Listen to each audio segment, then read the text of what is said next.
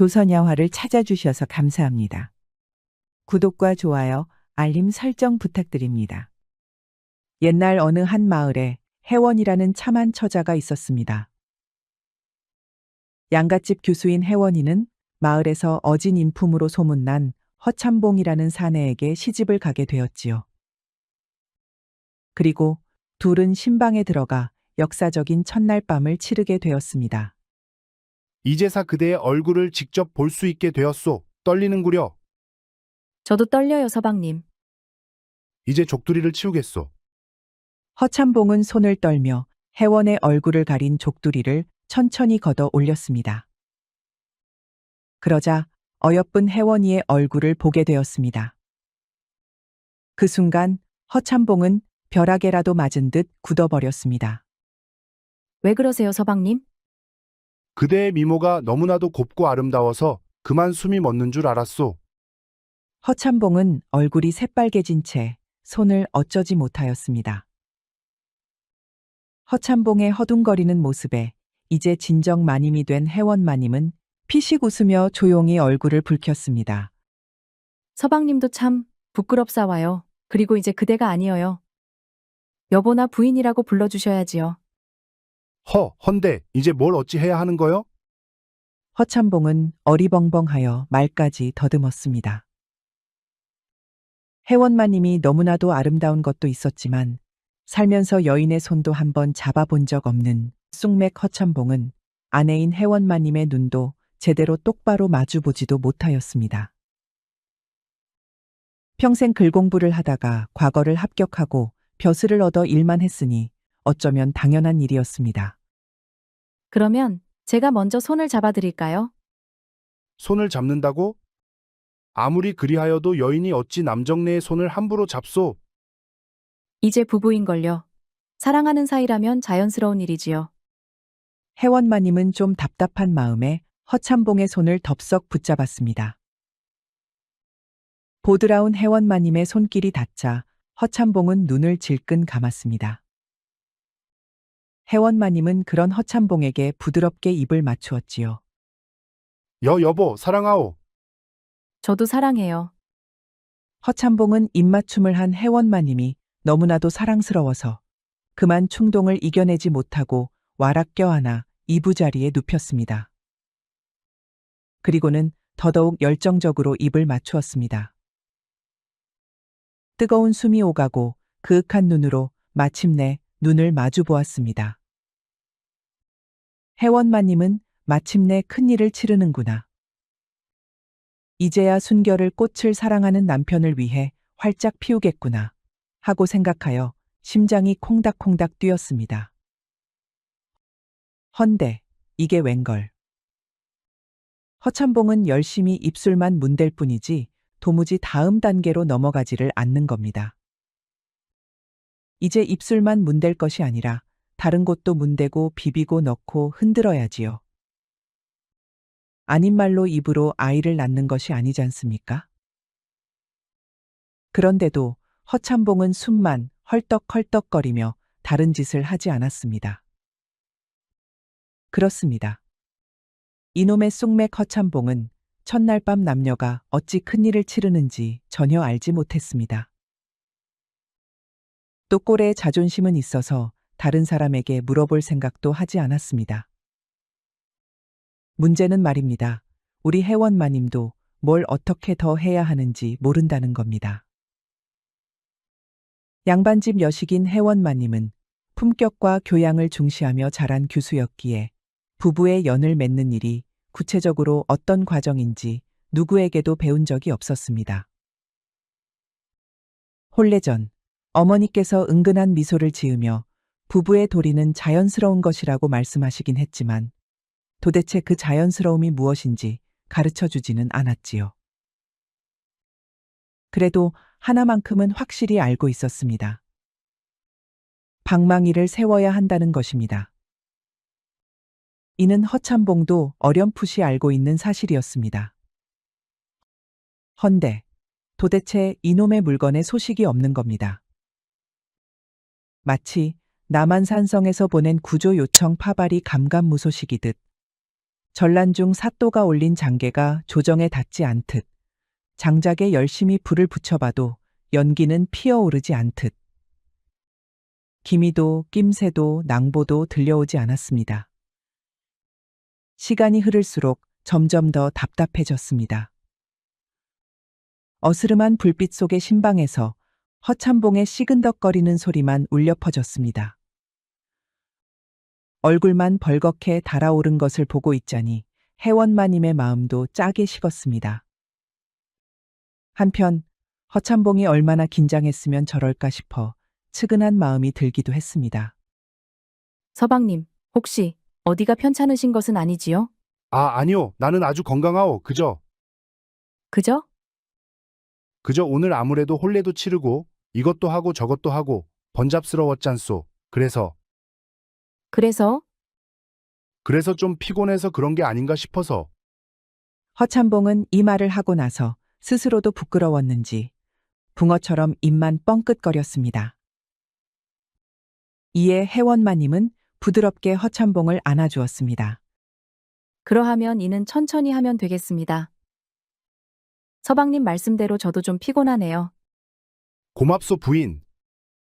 그리하여 둘의 첫날 밤은 이렇게 찝찝 씁쓸하게 막을 내렸습니다.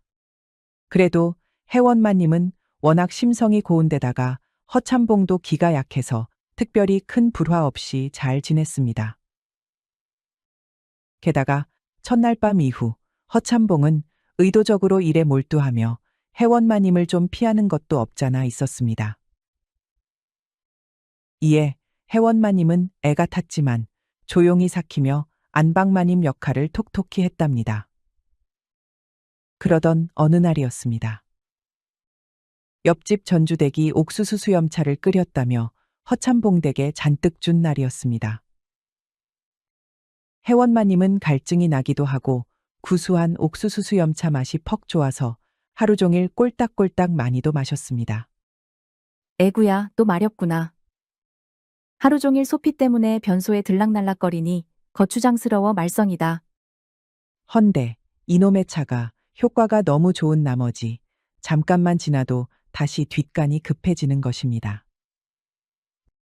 덕택의 해원마님은 하루 종일 몇 번이고 소피를 보러 변소를 들락날락거렸습니다. 그러다 맙소사 마침 외출했다가 다시 또 신호가 온 것입니다. 허나 점잖은 안방마님이 길거리에서 훌러덩 엉덩이를 까고 소피를 볼 수 있겠습니까? 마침 집에도 거의 왔겠다. 방광에 힘을 잔뜩 주고 엉거주춤하게 대문에 발을 들였습니다. 마님, 잘 다녀오셨습니까? 별일은 없으셨는지요? 오냐 그래, 좀 비켜보거라. 집에 도착하여서 긴장이 풀린 탓일까요? 이제는 정말 제자리에서 지려버릴 정도로 소피가 마려웠습니다. 해원마님은 오금까지 덜덜 떨면서 두 눈을 질끈 감았습니다. 조금이라도 움직이면 새어 나올 판이었습니다. 도저히 이대로 안채의 뒷간까지 갈 수 없는 형편이었지요. 안 되겠다. 이러다 아주 큰일 나겠구나. 해원마님은 급한 마음에 결국 아래 것들이 사용하는 바깥 변소로 향했습니다. 뛰지는 못하겠고 아주 이를 꽉 깨물고 종종 걸음으로 향했지요. 아이고 하늘님 부처님 옥황상제님 아이고. 마침내 뒷간에 도착한 마님은 망설임 없이 문을 획 열고 들어갔습니다. 아주 시원하게 쏴갈겼지요. 한편 마침 그 시각 머슴 강쇠도 배를 부여잡고 변소로 향하고 있었습니다. 아이고 배야, 이거 큰일 나겠구먼. 강쇠는 점심때 먹은 강된장과 고구마가 탈이 났는지 속이 부글부글 끓고 있었습니다. 이대로 있다가는 그 자리에서 변을 지리게 생긴 판이었습니다.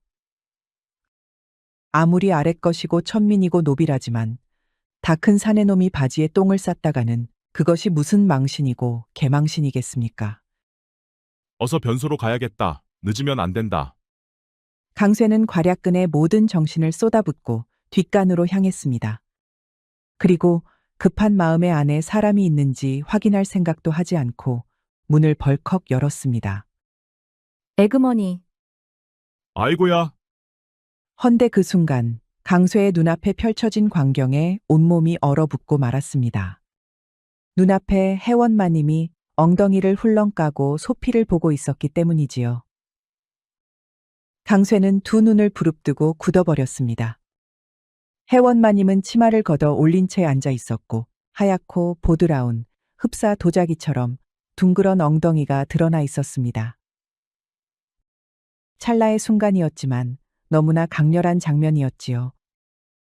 죄송합니다요. 죄송합니다요. 강소에는 얼굴이 불그락푸르락해지며 혼이 나간 사람처럼 허둥지둥 문을 쾅 닫아버렸습니다. 그리고 변소문 앞에 서서 두 손을 달달달 떨었습니다. 큰일이다. 큰일이 나불었어. 큰일을 보려고 했는데 큰일을 내불었구나. 강쇠는 머리를 쥐어뜯으며 어찌해야 할지 머리를 굴렸습니다. 헌데 주인마님의 희고 보드라운 엉덩이만 눈앞에 아른거렸습니다. 강쇠는 머리를 휘저으며 일단 내빼는 것을 택했습니다. 정신이 쏙 나가버린 탓에 마님에게 제대로 사과할 생각도 못하였습니다. 아이고, 이 일을 어찌 해야 하나. 그저 장이 뒤틀려 변소를 찾았을 뿐인데 뜻밖에도 마님과 이런 일을 겪고 말았으니 강쇠는 그야말로 하늘이 무너지는 기분이었습니다. 다만 방금 전까지만 해도 천둥 번개가 쳤던 뱃속은 갑자기 잠잠해졌습니다. 문제는 그 천둥 번개가 머릿속에서 치고 있다는 것이지요. 그리고 강쇠만큼이나 머릿속에서 천둥 번개가 치고 있는 사람은 다름 아닌 혜원마님이었습니다. 혜원마님은 변소 안에서 얼굴이 홍당무처럼 새빨개진 채 자리에서 일어났습니다. 혜원마님도 충격이 이만저만이 아니었지요. 이를 다 보았는데도 쉽사리 뒷간문을 열고 나오지 못했습니다. 머슴 강쇠 얼굴을 도저히 어떻게 보라는 말입니까? 남편도 제대로 보지 못한 것을 머슴에게 보여버렸는데 말이지요. 없었던 일이다. 이는 전부 없었던 일인 것이야. 혜원마님은 이 모든 것이 애초에 벌어지지 않았던 일로 생각하기로 했습니다. 혜원마님이 먼저 말을 꺼내지 않으면 머슴 강쇠도 별말 하지 못할 것입니다. 아니, 그래야만 했습니다. 허나 이놈이 만약에 다른 하인이나 동네에 여기저기 떠벌리고 다닌다면 어찌해야 할까요? 주리를 콱 틀어서 다시는 걷지 못하게 만들어야지. 아니면 입을 꼬매버려야 하느니라. 어딜 감히 주인마님의 흉을 보려 해. 혜원마님은 애써 마음을 침착하게 가라앉히고 겨우 변소 밖으로 나왔습니다. 다행히 강쇠놈은 보이지 않았습니다. 그렇게 사고가 벌어지고 난 후 혜원마님은 강쇠를 찾지도 않고 보지도 않았습니다. 강쇠가 있는가 싶으면 혜원마님이 도리어 자리를 피해버렸습니다. 이 탓에 강쇠는 아주 노심초사하며 불안해서 죽을 맛이었습니다. 그러나 예상과는 달리 혜원마님은 강쇠를 봐도 못 본 척하며 아예 따로 찾지도 않았습니다. 아니, 이거 도대체 뭐란 말이여. 좋은 일이여 나쁜 일이여. 도무지 영문을 알 수 없구먼. 마님이 대번에 불러다 호통을 치고 꾸지람을 할 줄 알았건만 뜻밖에도 아무 일도 없었던 것처럼 행동하는 것이었지요. 강쇠는 오히려 그 태도가 더 무서웠습니다. 마님이 입만 뻥긋하면 나는 죽은 목숨이여. 그렇게 날이 지나면서 강쇠의 불안은 더욱 깊어져만 갔습니다. 혹시 마님이 이를 품고 있다가 어느 날 갑자기 사또에게 고발하는 것은 아닐까? 아니면 허참봉 어르신께 이를 일러 바치는 것이 아닐까? 강쇠는 혜원마님의 눈치를 살피며 혹여나 불호령이 떨어지지 않을까 전전긍긍하며 하루하루를 보냈습니다. 그러던 어느 날 허참봉이 기력이 허하다 하여 혜원마님이 십전대 보탕을 손수 끓이기로 마음먹었습니다. 서방님께서 요즘 피곤해 보이시니 내가 직접 약을 끓여야겠다. 아이고 마님, 그런 허드렛 부엌일은 저희가 하겠사옵니다. 그러하옵니다. 마님께서 손수하실 일이 아닙니다. 여종들의 만류에도 불구하고 혜원마님은 단호했습니다. 아니다. 바깥 사람 건강을 챙기는 것이 안주인의 책임 아니더냐. 비켜보거라. 그리하여 한 번도 부엌에 서본 적 없는 회원마님이 십전대 보탕을 끓이기 위해 솥앞에 앉았습니다. 다만 문제는 곱게만 자란 탓에 회원마님이 부엌에서 무얼 해본 적이 전혀 없다는 것입니다. 심지어 회원마님 집안이 더 대단한 덕택에 시어머니도 누구도 회원마님에게 이래라 저래라 할 수 없었던지라 회원마님은 더더욱 이런 부엌 일에 아는 것이 없었습니다. 어디 보자. 물을 얼마나 넣어야 하지? 약재는 언제 넣어야 하나? 그렇게 혼자서 이것저것 고를 싸매는 동안 마침 강쇠가 장작을 아궁이에 나르고 있었습니다. 그리고 회원마님이 있는 것을 발견하고 자기도 모르게 숨어버렸지요. 일났다. 하필 여기에 마님이. 강쇠는 진땀을 뻘뻘 흘렸습니다. 빨리 마님이 자리를 비키셔야 장작을 두고 일을 하는데 저놈의 마님은 꼼짝도 않고 아궁이 손만 보고 있는 겁니다. 헌데 몸을 숙이고 엉덩이를 쭉 빼고 있어서 강쇠는 자기도 모르게 그때 뒷간에서 있었던 사고를 떠올렸습니다. 강쇠는 자기 머리통을 내려치면서 나무랐습니다. 꼴의 남정네라고 어딜 또 그런 쓰잘데기 없는 망상을 하냐면서 말이죠. 그때였습니다. 아궁이에서 작은 불씨가 피어오르더니 바람을 타고 회원마님의 옷자락에 스르르 붙었습니다. 처음에는 연기가 희미하게 피오르나 했습니다. 그러다가 이내 옷에 불이 옮겨 붙기 시작한 것이죠. 강쇠는 이를 발견하고 펄쩍 뛰었습니다. 회원마님은 여전히 솥에 약재를 넣느라 눈치를 채지 못하였습니다. 마님 옷에 불이 붙었습니다요? 무어라? 아니 강쇠?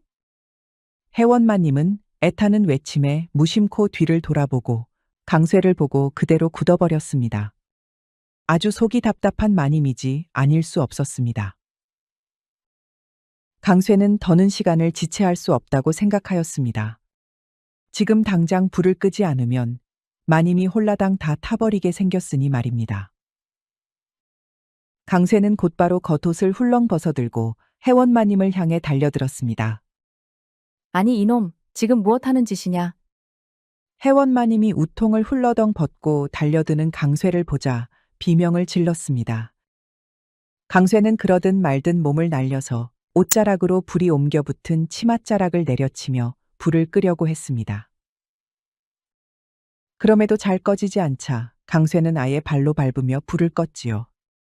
시꺼먼 연기가 무럭무럭 피어오르고 마님은 연신 기침을 하였습니다. 마님 괜찮으십니까? 어디 다치신 데는 없으십니까? 강쇠는 시커먼 검댕이가 묻은 얼굴로 회원마님에게 물었습니다. 그제야 회원마님은 강쇠가 치마에 붙은 불을 꺼주려 했다는 것을 깨달았습니다.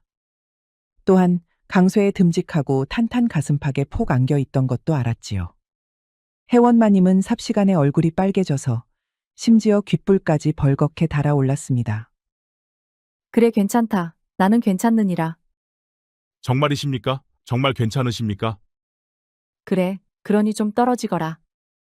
아이고 마님, 죄송합니다요. 쇳내가 또 실수를 했습니다요. 회원마님은 강쇠의 가슴팍을 힘없이 밀쳤습니다.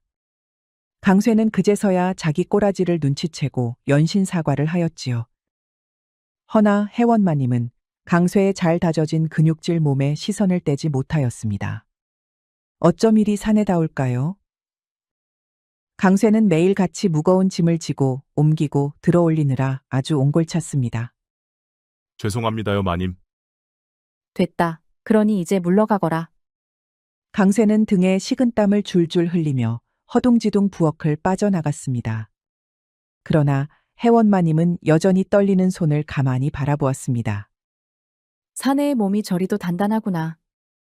생각지도 못한 순간 강쇠의 힘센 팔과 뜨거운 체온이 너무 가까이 느껴졌던 것입니다. 회원마님은 수컷의 냄새에 정신을 차리지 못하였습니다. 그렇게 회원마님은 강소혜의 사내다움에 반해 매일매일 가슴이 콩닥거렸습니다. 반면 강쇠는 다른 의미로 가슴이 콩닥거렸습니다. 아주 죽을 맛이었지요. 심장이 뛰다 못해 터지게 생겼습니다. 분명 마님을 구해드려서 전에 했던 실수를 무마할 기회였건만 의욕이 지나쳐서 또 다른 실수를 저질렀으니 말입니다. 어찌 된 것이 마님과 엮이기만 하면 사고가 터집니다. 난 이제 끝이여. 한마는 나 머슴 강쇠가 결국 이렇게 가는구나. 어머니 아버지, 불효자를 용서하십쇼잉. 강쇠는 이제 마님이 언제 그 일을 문제 삼을지 몰라 늘 가슴을 졸이며 지냈습니다. 당초에 언제 나를 부르실까? 아니 도대체 왜 이렇게 뜸을 들인단 말이여. 고문이여 고문. 그렇게 시간은 흐르고 어느 날이었습니다. 일과가 끝나고 머슴들은 모두 쉬러 행랑채로 들어왔지요. 헌데 머슴 하나가 강쇠를 찾았습니다. 이복의 강소에 마님이 자네를 찾는디? 뭐시여, 마님이 나를? 아니 이놈이 왜 이리 화들짝 놀라고 난리여? 니 뭐 죄졌어? 죄는 무슨, 내가 무슨 죄를 지었다고 그랴. 나 강쇠는 딴 건 몰라도 하늘 아래 아주 떳떳한 놈이여. 허이구야, 말이 그렇다는 게지 뭘 그리 역정을 내. 됐으니 마님한테 후딱 가보더라고. 강쇠는 머리끝부터 발끝까지 얼어붙고 말았습니다. 드디어 오고야 만 것이지요. 헌데 이렇게 늦은 시간에 어찌 강쇠를 부른 것일까요? 모르겠습니다. 어쩌면 이미 포졸들이 강쇠를 기다리고 있는지도 모르지요. 도망도 못 가게 말이지요. 강쇠는 죽상을 하고 마님이 계신 안채의 안방으로 향했습니다. 차라리 지금이라도 내뺄까요? 평생 추노꾼들에게 쫓기는 신세이겠지만은 여기서 이렇게 삶이 끝나는 것보다야 낫지 않겠습니까? 아니다. 내는 그래도 떳떳하다 이 말이여. 강쇠가 뭔 짓을 저질렀다고 그랴? 내가 뭐 큰 잘못이었어. 다 사고여 사고. 강쇠는 자신을 그리 다독이며 마님의 방 앞에 섰습니다. 마침 허참봉은 공무 때문에 출장을 간 상황이라 집안은 다소 적막했습니다. 강쇠는 땀을 뻘뻘 흘리며 마님 방문 앞에 서서 목을 가다듬었습니다. 마님, 강쇠 왔습니다. 찾으셨습니까요? 오냐 어서 들어오너라. 강쇠는 조심스럽게 문을 열고 방으로 들어갔습니다. 그리고 들어가자마자 마님 앞에 넙죽 엎드려 바로 절했습니다. 마님, 쇳내가 잘못했습니다요. 제발 용서해 주시옵소서. 강쇠는 눈물 콧물을 쏟아내며 제발 관아로 끌고 가지 말아달라고 빌었습니다. 그런데 정작 해원마님은 강쇠를 부르긴 했으나 무슨 말을 해야 할지 막막한 상태였습니다. 본디 해원마님은 부엌에서 강쇠의 단단한 몸을 보고 잠들어 있던 욕구가 깨어난 상태였습니다. 그렇게 갈피를 잡지 못한 터였는데 남편이 잠시 자리를 뜬 사이 기어코 강쇠를 불러 독대한 것입니다. 그렇게 무턱대고 강쇠를 불렀건만 강쇠가 이토록 절박하게 저자세로 나올 줄은 몰랐습니다. 그렇게 사내답고 억센 머슴 강쇠가 자기 앞에 서면 이리 나약하게 몸을 사리니. 해원마님은 그런 강쇠의 모습을 보는 순간 또 다른 본성이 깨어났습니다. 그래 이놈, 이제야 잘못을 뉘우치는 것이냐? 그러하옵니다. 그래, 잘 들어라. 해원마님은 강쇠를 내려다보며 엄한 목소리로 나무랐습니다. 내 놈, 감히 변소에서 마님이 볼일을 보는데 뛰어들어 엉덩이를 엿보고 아니옵니다. 일부러 그런 것이 아니옵니다. 부엌에서는 불이 붙었다는 핑계로 마님을 덮쳤겠다. 그건 정말 불이 붙은 것이었습지요. 변명 말거라. 강쇠는 두 손을 비비며 바짝 엎드렸습니다. 무엇이든 하겠사옵니다. 기라면 기고 배를 까라면 까겠습니다요. 아주 마님의 충직한 개가 되겠습니다. 그러니 제발 관아에는 데려가지 말아 주시옵소서.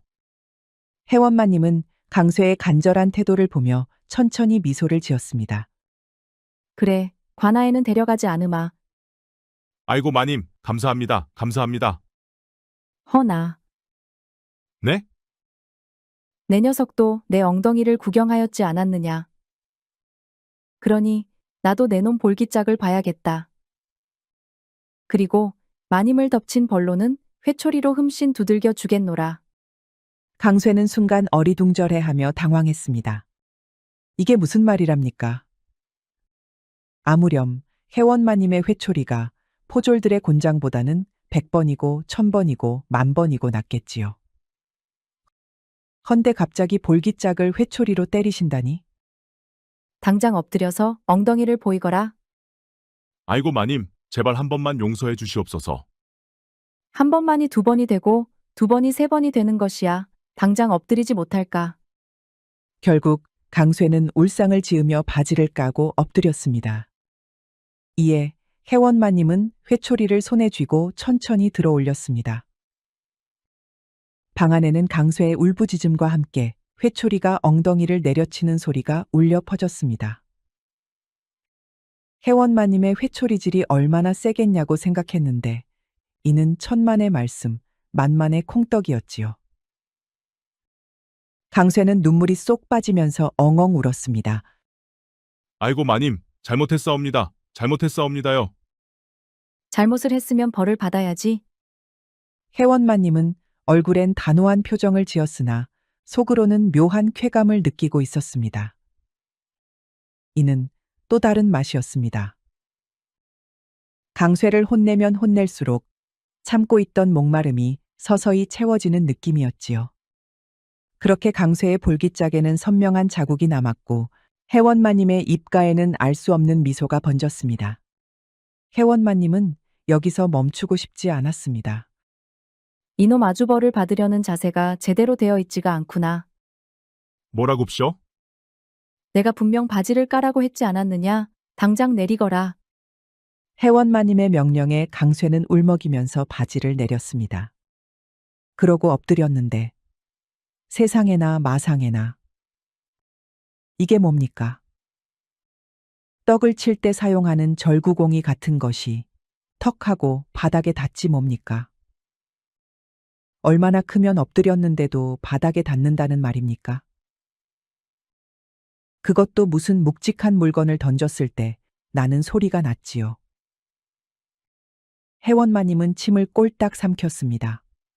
이제 자제력이고 뭐고 없었습니다. 혜원마님은 온 힘을 다해 회초리를 후려쳤습니다. 한 번 칠 때마다 덜렁덜렁하는 절구공이를 보며 혜원마님의 심장도 오르락내리락 아주 요동을 쳤습니다. 한참을 회초리질을 하던 혜원마님은 어깨가 뻐근했습니다. 반면 마음속 욕구만은 더할 나위 없이 가득 찼지요. 오늘은 여기까지 해야 했습니다.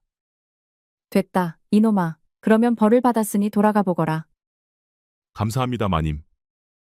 허나 만약 이 일을 누군가에게 발설했다가는 회초리만으로 끝나지 않을 것이니라. 여부가 있겠습니까요? 강쇠는 그러고 후다닥 바지를 추스르고 안방을 빠져나왔습니다. 이후 혜원마님에게 호되게 혼난 강쇠는 엉덩이가 쓰려서 도통 제대로 앉을 수가 없었습니다. 상처가 생각보다 오래 갔지요.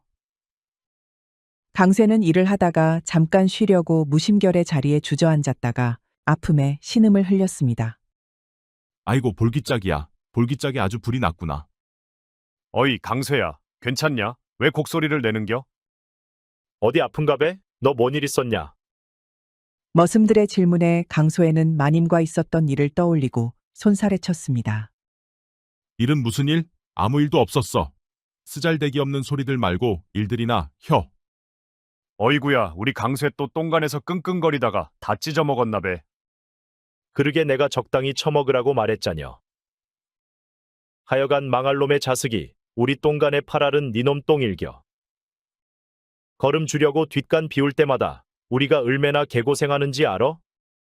머슴들은 낄낄거리며 강쇠를 놀렸습니다. 이에 강쇠는 화가 나기는커녕 도리어 안도의 한숨을 내쉬었습니다. 허나 엉덩이는 여전히 쓰라리고 욱신거렸습니다. 그날 저녁 허참봉은 다시금 용무를 보러 한양으로 출장을 가야 했습니다. 헌데 이번에는 일이 좀 커서 집안 머슴들은 다 같이 따라가야 할 판이었지요. 강쇠야, 어째 너놈은 안 가는 게냐? 그러게 말여, 왜 네 눈만 안 가는겨? 머슴들의 질문에 강쇠도 어리둥절했습니다. 어째서인지 자기만 쏙 빠지고 다른 머슴들만 허참봉 나리를 따라갔기 때문입니다. 낸들 알겄냐? 거 조심해서 다녀오고 오는 길에 선물이나 사오슈. 선물 좋아하네. 거 집안이나 잘 지키고 있으라고. 마님도 잘 돌보고. 마님 걱정을 네가 왜 하는겨? 네가 서방이여? 아따, 거놈 갑자기 왜 또 승질이여? 뭘 잘못 처먹었나? 하여간 잘 지내고 있으라이. 그렇게 머슴들은 모두 허참봉 나으리를 따라 집을 나섰습니다. 그러다 보니 머슴들이 단체로 지내는 행랑채가 횡하니 비었지요. 텅 빈 행랑채에서 자리를 펴고 누운 강쇠는 어쩐지 적적하였습니다. 그래도 자리가 넓어졌다 보니 아주 편안히 잠들 수 있게 되었지요. 그렇게 잠에 솔솔 빠져드는데 인기척이 들렸습니다. 어이구 누구시오? 강쇠는 몸을 일으킬 생각도 하지 않고 고개만 들었는데 방 안으로 들어온 이는 다름 아닌 해원마님이었습니다. 강쇠는 깜짝 놀라 황급히 자리에서 일어나 머리를 조아렸습니다. 마님, 어쩐 일로 누추한 곳에 직접 오셨답니까? 몸은 좀 어떠냐? 해원마님은 고요히 미소를 지으며 강쇠를 내려다보았습니다. 강쇠는 내심 움찔했지만 아무렇지 않은 척 고개를 끄덕였습니다. 거뜬합니다요, 마님. 걱정 마시옵소서. 그럴 리가 있겠느냐? 사실 오늘 서방님께서 머슴들을 모두 데리고 가려 하셨느니라. 헌데 내가 너놈은 몸이 성치 않으니 빼고 가라 하였느니라. 아이고 마님 송구하옵니다. 그저 감사할 따름입니다요. 실은 내가 그날 너를 혼내놓고서도 마음이 영 좋지 않았느니라. 볼기짝이 성할 리 없을 터이지. 그래서 내 직접 고약을 가져왔느니라. 해원마님은 그러면서 고약을 꺼내 들었습니다. 강쇠는 그저 한박 웃음을 띠며 고개를 숙였습니다. 마님이 이미 예전 잘못을 모두 용서해 주시고 이렇게 챙겨주시니 묵은 체증이 쭉 내려가는 기분이었기 때문입니다.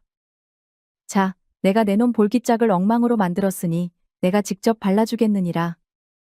아이고 마님, 아닙니다요. 쇳내가 스스로 바를 수 있사옵니다. 잔말 말고 엎드려라. 마님, 정말 이러지 않으셔도 엎드리지 않겠다는 것이냐? 강쇠는 결국 체념한 듯 한숨을 내쉬며 다시 바지를 내렸습니다.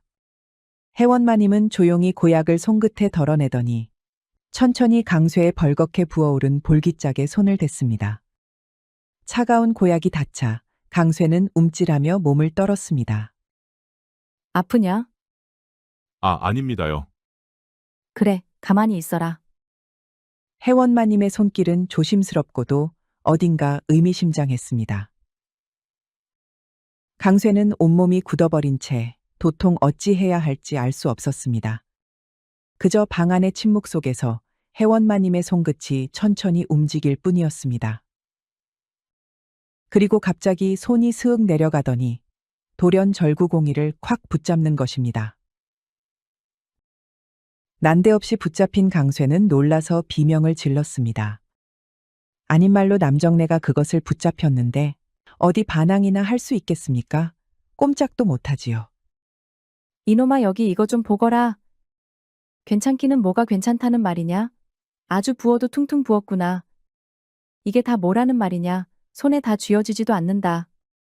아니옵니다. 그것은 부은 것이 아니라 미련한 소리 말거라.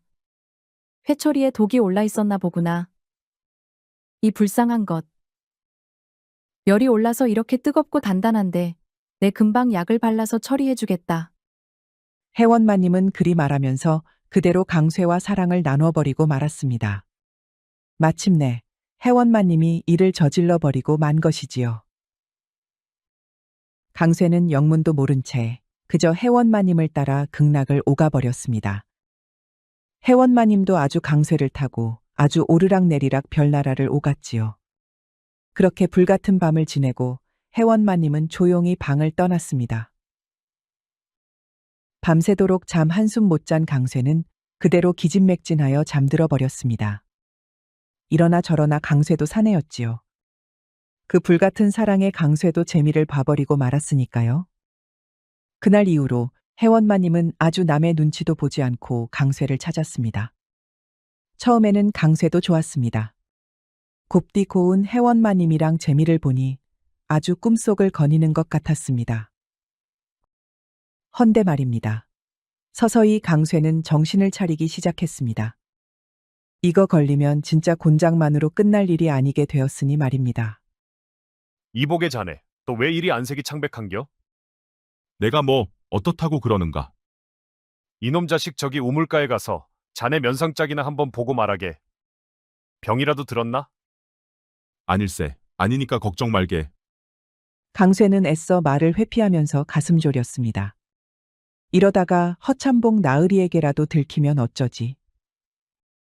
이번에는 정말 빼도 박도 못하게 나쁜 짓을 저질렀으니 말입니다. 아닌 말로 빼고 받고 아주 난리를 쳤는디 이를 걸리면 어떤 일이 벌어질지 상상도 하기 싫었습니다. 강쇠는 결국 결심을 굳혔습니다. 이대로 두었다가는 목숨이 위태롭다.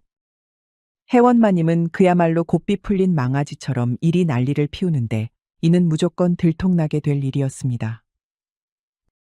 더 이상 이 집에 있다가는 목숨이 위험했습니다. 그려, 이제 방도가 없구먼. 그날 밤 강쇠는 몰래 보따리를 꾸려 밤중에 조용히 집을 빠져나갔습니다. 그리고 다시는 돌아오지 않았습니다. 강쇠가 사라진 것을 알게 된 것은 오래 걸리지 않았습니다. 행랑채를 찾아보아도 마당을 둘러보아도 강쇠는 온데간데 없이 사라지고 없었습니다. 그러고 보니 강쇠가 어제 저녁 이후로 보이지 않습니다요. 그렇습니다요. 이 녀석이 어디로 갔는지 모르겠습니다. 그렇습니다. 혜원마님은 직감적으로 깨달아 버렸지요. 강쇠 녀석이 도망을 쳐버린 것입니다. 혜원마님은 이런 이별을 상상조차 해본 적이 없었습니다. 허나 강쇠는 말없이 흔적도 없이 떠나버렸습니다. 그렇게 혜원마님은 깊은 슬픔에 빠졌습니다. 혜원마님은 강쇠가 떠난 이후로 몹시 풀이 죽었습니다. 부인, 요즘 어찌 그리도 기운이 없소? 아무것도 아니옵니다. 혹시 머슴 하나가 도망을 쳐서 그렇소? 걱정 마시오. 그놈도 나름의 고충이 있었겠지. 우리가 그래도 박하게 대하지는 않았잖소. 그런 것이 아니옵니다. 아니면 혹여 내가 무슨 실수라도 한 것이오? 혜원마님은 그 말을 듣는 순간 문득 마음속에서 무언가가 반짝였습니다. 걱정을 하며 혜원마님의 안색을 살피는 주눅든 남편 허참봉을 보자 순간 식었던 불꽃이 다시금 활활 타올랐습니다. 혜원마님은 표정을 싹 바뀌더니 시익하고 미소를 지었습니다. 아묘 서방님이 큰 실수를 하셨사옵니다. 아니 내가 무슨 짓을 저질렀소? 말만 해주시오. 내 뭐든 하겠소. 정말 뭐든 하시겠습니까?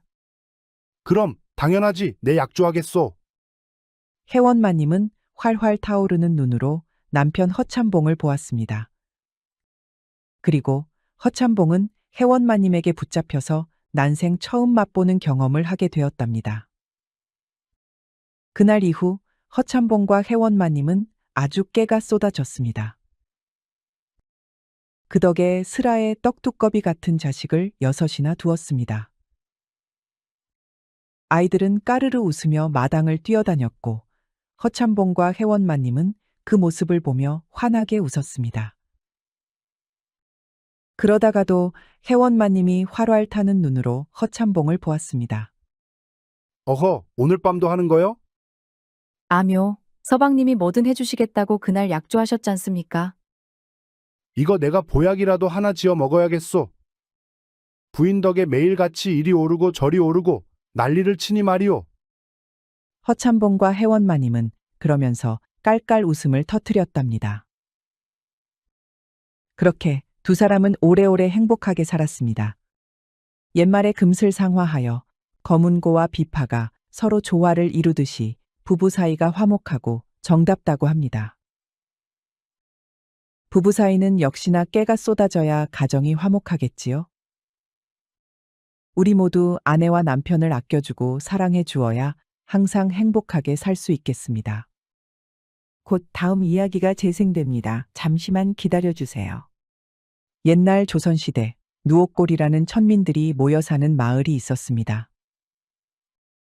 허나 제 아무리 사람 취급을 제대로 받지 못하는 노비들이 사는 마을일지라도 사랑은 싹 트는 법이지요. 아이고 뭔 놈의 힘이 이리 좋다니? 이러다가는 숨 넘어가겠어. 방금 전까지만 해도 좋다고 난리를 쳐놓고는 뭘 그리 뒷말이 많아? 해도 정도껏 해야지. 이제 날 새겠어. 영팔이는 내일 일 안 해? 우리 어여쁜 향매를 죽여놓기 전에는 어림도 없지. 어머, 이 사람 좀 봐. 한밤의 누옥골, 좁디 좁은 초가집에서 두 남녀가 뜨거운 사랑을 나누고 있었습니다. 백정 영팔이와 노비 향매였지요. 다시금 엎치락 뒤치락 하는 소리가 들리더니 이윽고 남사스러운 탄성이 터져 나왔습니다. 한껏 일을 끝마친 영팔이와 향매는 나란히 이부자리에 누웠습니다. 온몸이 땀으로 범벅이 되었지만 서늘한 밤바람 덕에 상쾌했습니다. 어이구, 이제 정말로 더는 안 돼. 그래, 결국 오늘도 이 영팔이가 향매 낭자를 별나라에 보내버렸구만. 별나라만 갔는가? 저기 지옥 구경도 했다가 극락 구경도 하였어. 그래? 우리 향매는 역시 선녀였구나. 옥황상제 나으리는 별한 거 없더냐? 영팔이 보고 힘 좀 작작 쓰라고 하더이다. 영팔이와 향매는 농담을 주고받으며 웃음을 터뜨렸습니다. 백정 영팔이는 향매를 마음속 깊이 사랑하였습니다. 향매를 위해서라면 절벽에서도 기꺼이 뛰어내릴 수 있었지요. 이는 향매도 마찬가지였답니다. 둘의 꿈은 돈을 모아 주막을 여는 것이었습니다. 다른 사람들에게는 별거 아닌 소박한 꿈일 수 있겠지만 천민인 영팔이와 향매에게는 더 없이 크고 원대한 꿈이었습니다. 향매야, 잠깐만 여기 있어봐. 더는 못한다니까 그러네. 거기가 얼얼해서 더 했다가는 망가져야.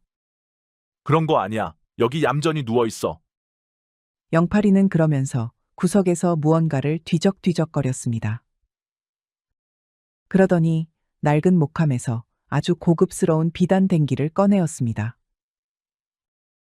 영팔이는 비단 댕기를 누워있는 향매에게 내밀었습니다. 이게 뭐야? 비단댕기란다. 비단댕기라고? 이 귀한 것을 어디서 났어? 너 설마 훔친 거야? 어허, 나는 고기 써는 백정이지 남의 물건 훔치는 좀도둑이 아니야. 그럼 이런 걸 어디서 얻었는데? 어머니 유품이야. 소중히 간직하여서 가장 소중한 사람에게 주라고 하셨지. 향매는 몸을 일으켜서 영팔이가 준 비단 댕기를 받았습니다. 매끄러운 비단 댕기는 손끝에 닿기만 해도 부드러웠고 붉은색이 곱게 빛나 마치 저녁 노을을 머금은 듯했습니다. 향매는 조심스레 댕기를 쓸어내리며 입을 열었습니다. 정말 곱다. 이렇게 귀한 걸 내게 주어도 되겠어? 세상에서 제일 소중한 사람에게 주라고 어머니가 말씀하셨어. 그리고 그 사람은 바로 너야, 향매야. 네가 이 댕기를 매면 어머니도 분명 기뻐하실 거야. 향매는 댕기를 꼭 쥐고 있다가 눈시울을 붉히며 조용히 미소를 지었습니다. 꼭 우리가 함께 주막을 열자. 그러면 너는 따뜻한 술을 따르고 나는 고기를 썰고 그러면서 같이 늙어가는 거야. 그건 마치 부부처럼 사는 거잖아? 그렇지. 그러니까 우리 부부가 되자, 향매야. 향매는 한동안 말없이 영팔을 바라보다가 결국 수줍게 웃으며 고개를 끄덕였습니다. 정말 나랑 결혼하고 싶어? 그럼 아니겠어? 당연하지. 향매는 영팔이의 자신감 넘치는 대답에 장난스럽게 눈웃음 지었습니다. 그리고 몸을 빙글 돌려 새하얀 등을 보였습니다. 하얀 등으로 흑단목같이 새카맣고 매끄러운 머리카락이 흘러내렸습니다. 네가 머리를 묶어줘. 영팔이는 향매의 머리카락을 손질하여 솜씨 좋게 비단 댕기를 묶었습니다. 이에 향매는 활짝 웃으며 영팔이에게 안겼습니다. 우리 행복하게 잘 살아보자. 이렇게 해서 영팔이와 향매는 서로의 마음을 굳게 약속하였습니다. 그날 밤 영팔이와 향매는 서로의 미래를 그리며 늦도록 이야기를 나누었습니다. 그러나 행복한 순간은 오래가지 못했습니다. 어느 날 향매가 고관대작 송대감댁에 여종으로 일하러 가게 되었습니다. 향매는 결혼 자금을 더 많이 모을 수 있게 되었다며 기뻐했습니다. 헌데 영팔이는 걱정이 앞섰습니다. 잘은 모르지만 송대감댁에는 별로 좋지 않은 소문이 많았기 때문입니다. 영팔아, 한 달에 한 번씩 집으로 돌려보내준다니까 너무 걱정하지 마. 그리고 돈도 빠르게 모을 수 있을 거야. 헌데 송대감댁에 대한 소문이 좋지 않다던데. 소문은 소문이지. 송대감님이 계시는데 설마 나쁜 일이 벌어지겠어? 송대감님은 인품이 좋고 인심도 넉넉하시대. 그러니 나 같은 솔건오비도 주기적으로 고향으로 돌아가게 허락해주잖아. 보통 양반댁에서 일하는 솔건오비들은 혹여 도망칠 위험을 방지하기 위해 고향으로 돌아가게 해주지 않았습니다. 허나 송대감은 아무리 노비일지라도 부모 형제가 그리울진데 억지로 묶어두면 오히려 해가 된다 하여 한 번씩 집에 돌려보내 주었습니다. 그래도 영팔이는 어쩐지 불안했지만 향매의 결심이 확고했기에 더는 말리지 못했습니다. 그렇게 향매는 송대감댁으로 떠났고 영팔이는 향매가 무사히 돌아오기만을 기다렸습니다. 허나 며칠이 지나도 영팔의 마음은 어쩐지 개운치 않았습니다. 향매가 자신만만하게 떠나긴 했지만 송대감댁 같은 큰 양반가에서 과연 별탈 없이 지낼 수 있을지 걱정이 되었습니다. 그렇다고 괜한 의심을 품고 혼자 속을 끓여봐야 별다른 해결책이 있는 것도 아니었지요. 그날도 영팔이는 푸죽간에서 일하며 향매 생각에 잠겨 있었습니다. 그런데 매번 영팔이네 푸죽간을 찾던 손님인 칠뜨기가 말을 걸었습니다. 뭐여, 요즘에는 향매가 안 보이네? 니들 싸웠어? 싸우긴 뭘 싸워? 향매는 일하러 송대감댁에 갔어. 뭐여, 향매가 송대감댁 여종으로 갔다고라. 아이고 마, 몸성이 돌아오면 다행이겠네. 그게 무슨 말이야? 거기 송대감 외아들 충계도령이라고 있거든. 헌데 성질이 아주 포악하대. 특히 여자를 무지하게 밝힌다고 하더만. 그래서 얼굴이 반반한 여종들을 데려가는데 거기서 무사히 돌아오는 종이 손에 꼽는다는디. 그 말이 사실이요? 거참 내가 쓰잘데기 없이 헛소리나 하겄소. 거외, 저번에 수청기도 간다 해서 사람들이 잡아뜯어 말렸거든. 근데 품삯을 솔찬히 짭짤하게 줘서 결국 가불었제. 영팔이는 온몸이 얼어붙는 듯한 기분이었습니다. 그런데 백정인 영팔이가 무얼 할 수 있겠습니까? 대감과 백정은 그야말로 하늘과 땅 차이인걸요. 영팔이가 할 수 있는 것이라고는 매일 밤 향매가 무사히 돌아오기만을 빌 수밖에 없었습니다. 길고 긴 기다림이 이어졌습니다. 그렇게 향매가 무사히 돌아오기만을 빌며 기다렸지만 무려 한 달이 지나도 감감무소식이었습니다. 이건 필히 향매에게 무슨 일이 벌어진 게 분명해. 이러고 있을 수만은 없어. 당장 가봐야겠다. 영팔이는 향매에게 분명 무슨 일이 생겼을 것이라고 생각했습니다. 이렇게 가만히 기다리기만 할 수는 없었지요. 그래서 무작정 송대감댁을 찾아가기로 마음먹었습니다. 산을 하나 넘어야 했지만 영팔이는 한숨도 쉬지 않았답니다. 이윽고 날이 어둑할 때쯤 되어서야 송대감댁에 도착하였지요. 허나 송대감댁의 대문 앞에는 무사들이 버티고 서 있었습니다. 추레한 복장의 영팔이가 다가가자 무사들은 험상궂게 인상을 쓰며 영팔이를 막아섰습니다. 여기가 어디라고 이 늦은 시간에 알짱대느냐? 죄송합니다요, 무사나으리. 그래도 저는 꼭 들어가 봐야겠습니다요. 이놈이 어디서 뭘 잘못 처먹고 왔나?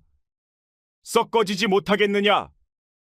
무사는 그러면서 영팔이를 거칠게 밀쳤습니다. 헌데 영팔이는 미동도 하지 않았습니다. 당황한 무사는 얼굴이 시뻘개져서 두 팔로 영팔이를 밀었습니다. 그런데도 여전히 꿈쩍도 하지 않는 겁니다. 마치 땅바닥에 뿌리를 내린 나무를 미는 것 같았지요. 이깟 천민놈 하나에게 낑낑대는가? 옆에서 훈수나 두지 말고 이놈 좀 어떻게 해보게. 이런 놈은 매가 약이지. 그러자 같이 있던 다른 무사가 영팔이의 뺨을 냅다 후려갈기는 겁니다. 영팔이의 고개가 획 돌아갔습니다. 그럼에도 영팔이는 움직이지 않았습니다.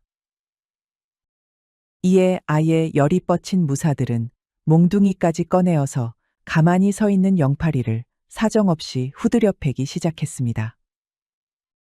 하지만 모진 매질에도 영팔이는 꿈쩍도 하지 않았습니다.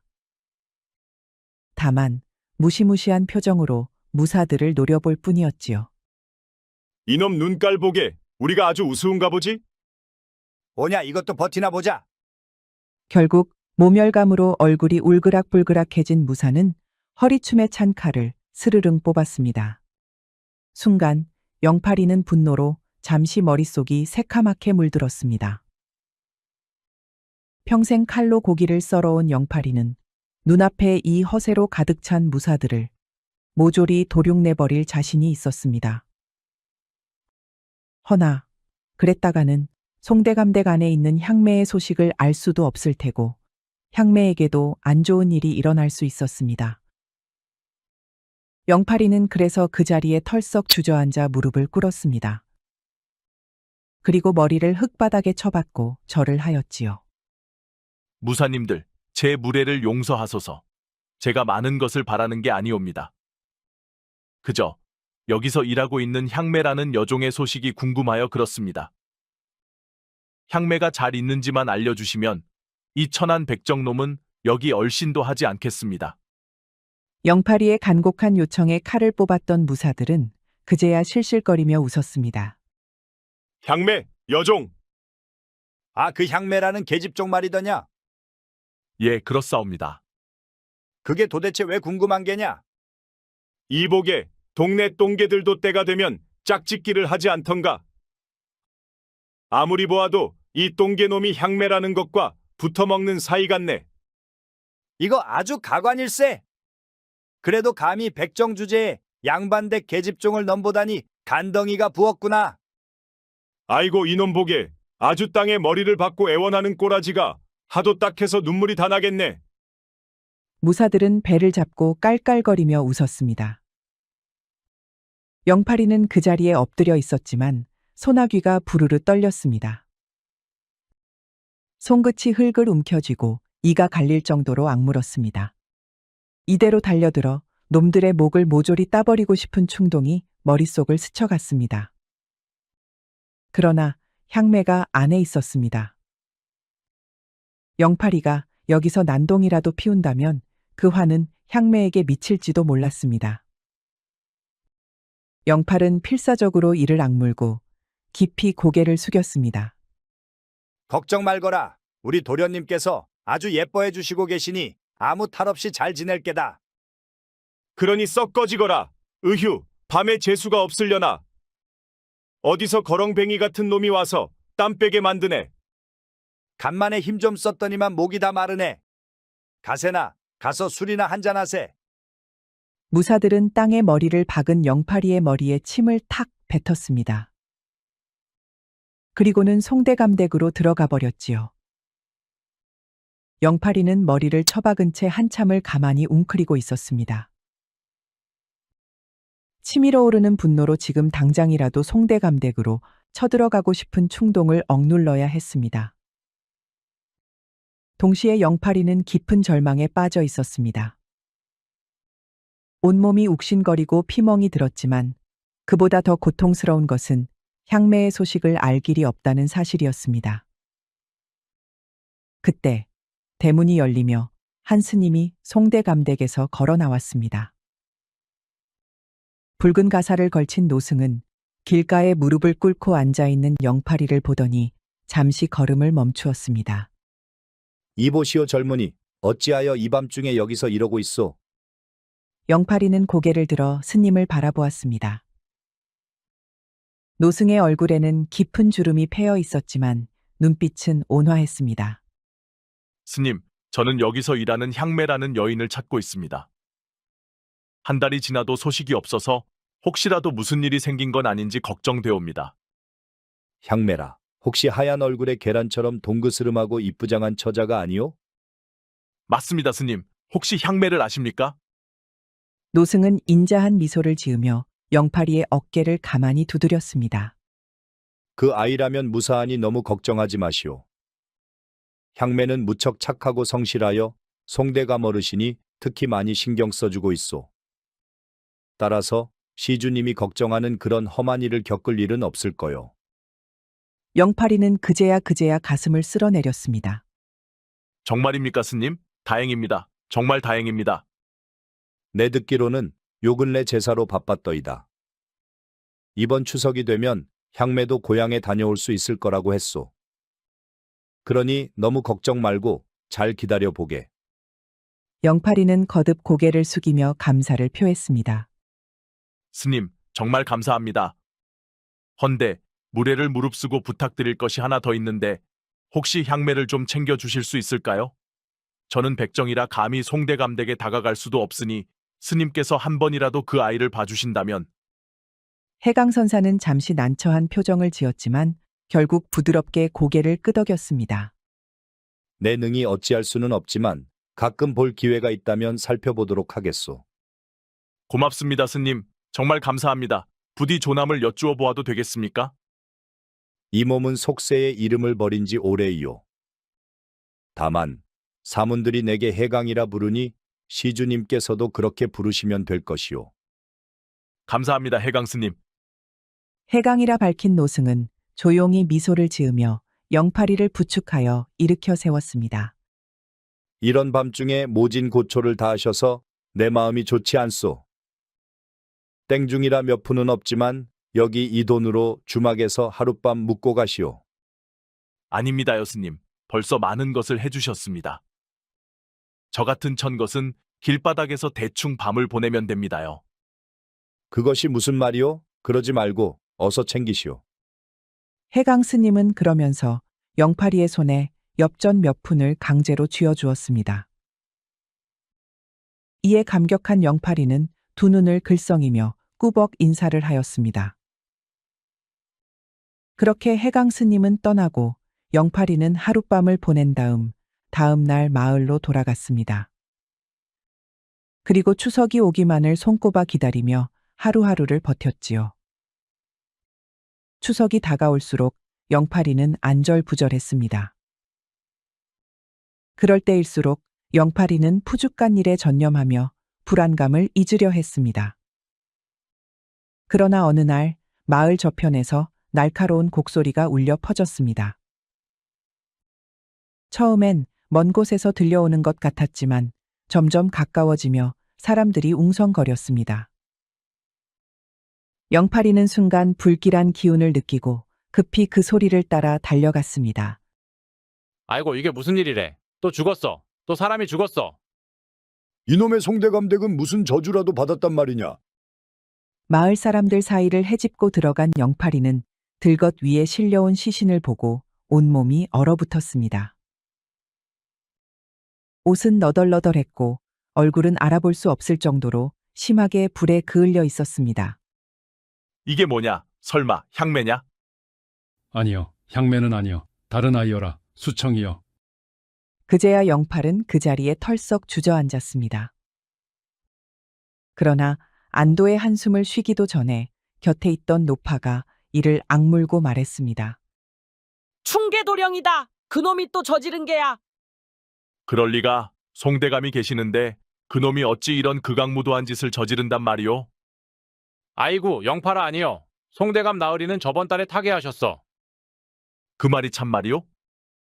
그렇다네. 송대감님이 돌아가시고 나서 충계도령 그놈 자식이 완전 고삐가 풀렸어. 그래서 요새 종들이 아주 죽어나가고 있다네.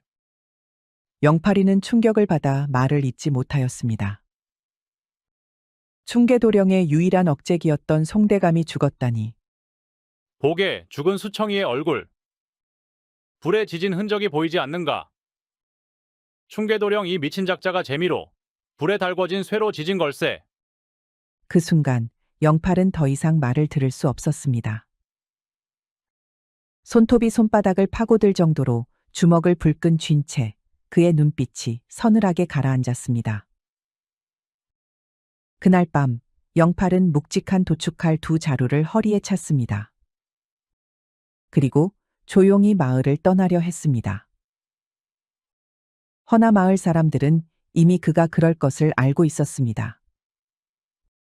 온 동네 사람들이 나와서 그를 막아섰습니다. 영팔아, 제발 미친 짓 하지 마라. 향매는 추석에 온다 하지 않았느냐? 조금만 더 기다려보자. 네가 가서 사단을 내면 우리 마을은 어떻게 되겠느냐? 누옥골 사람들은 한꺼번에 달려들어 영팔이를 붙잡았습니다. 누군가는 그의 칼을 빼앗으려 했고 누군가는 팔을 붙잡고 늘어졌습니다. 향매가 돌아오면 그때 가서 확인하면 되지 않느냐? 제발 이 마을까지 위험에 빠뜨리지 말아다오.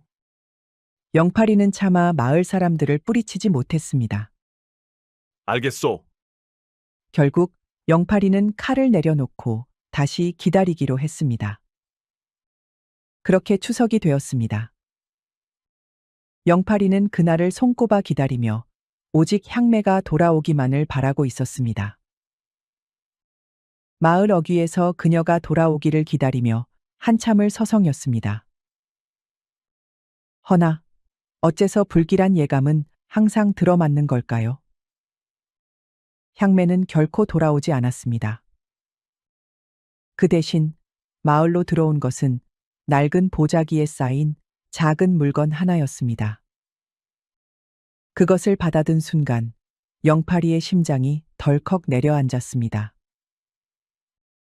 천천히 보자기를 풀어보니 그 안에는 비단 댕기가 있었습니다.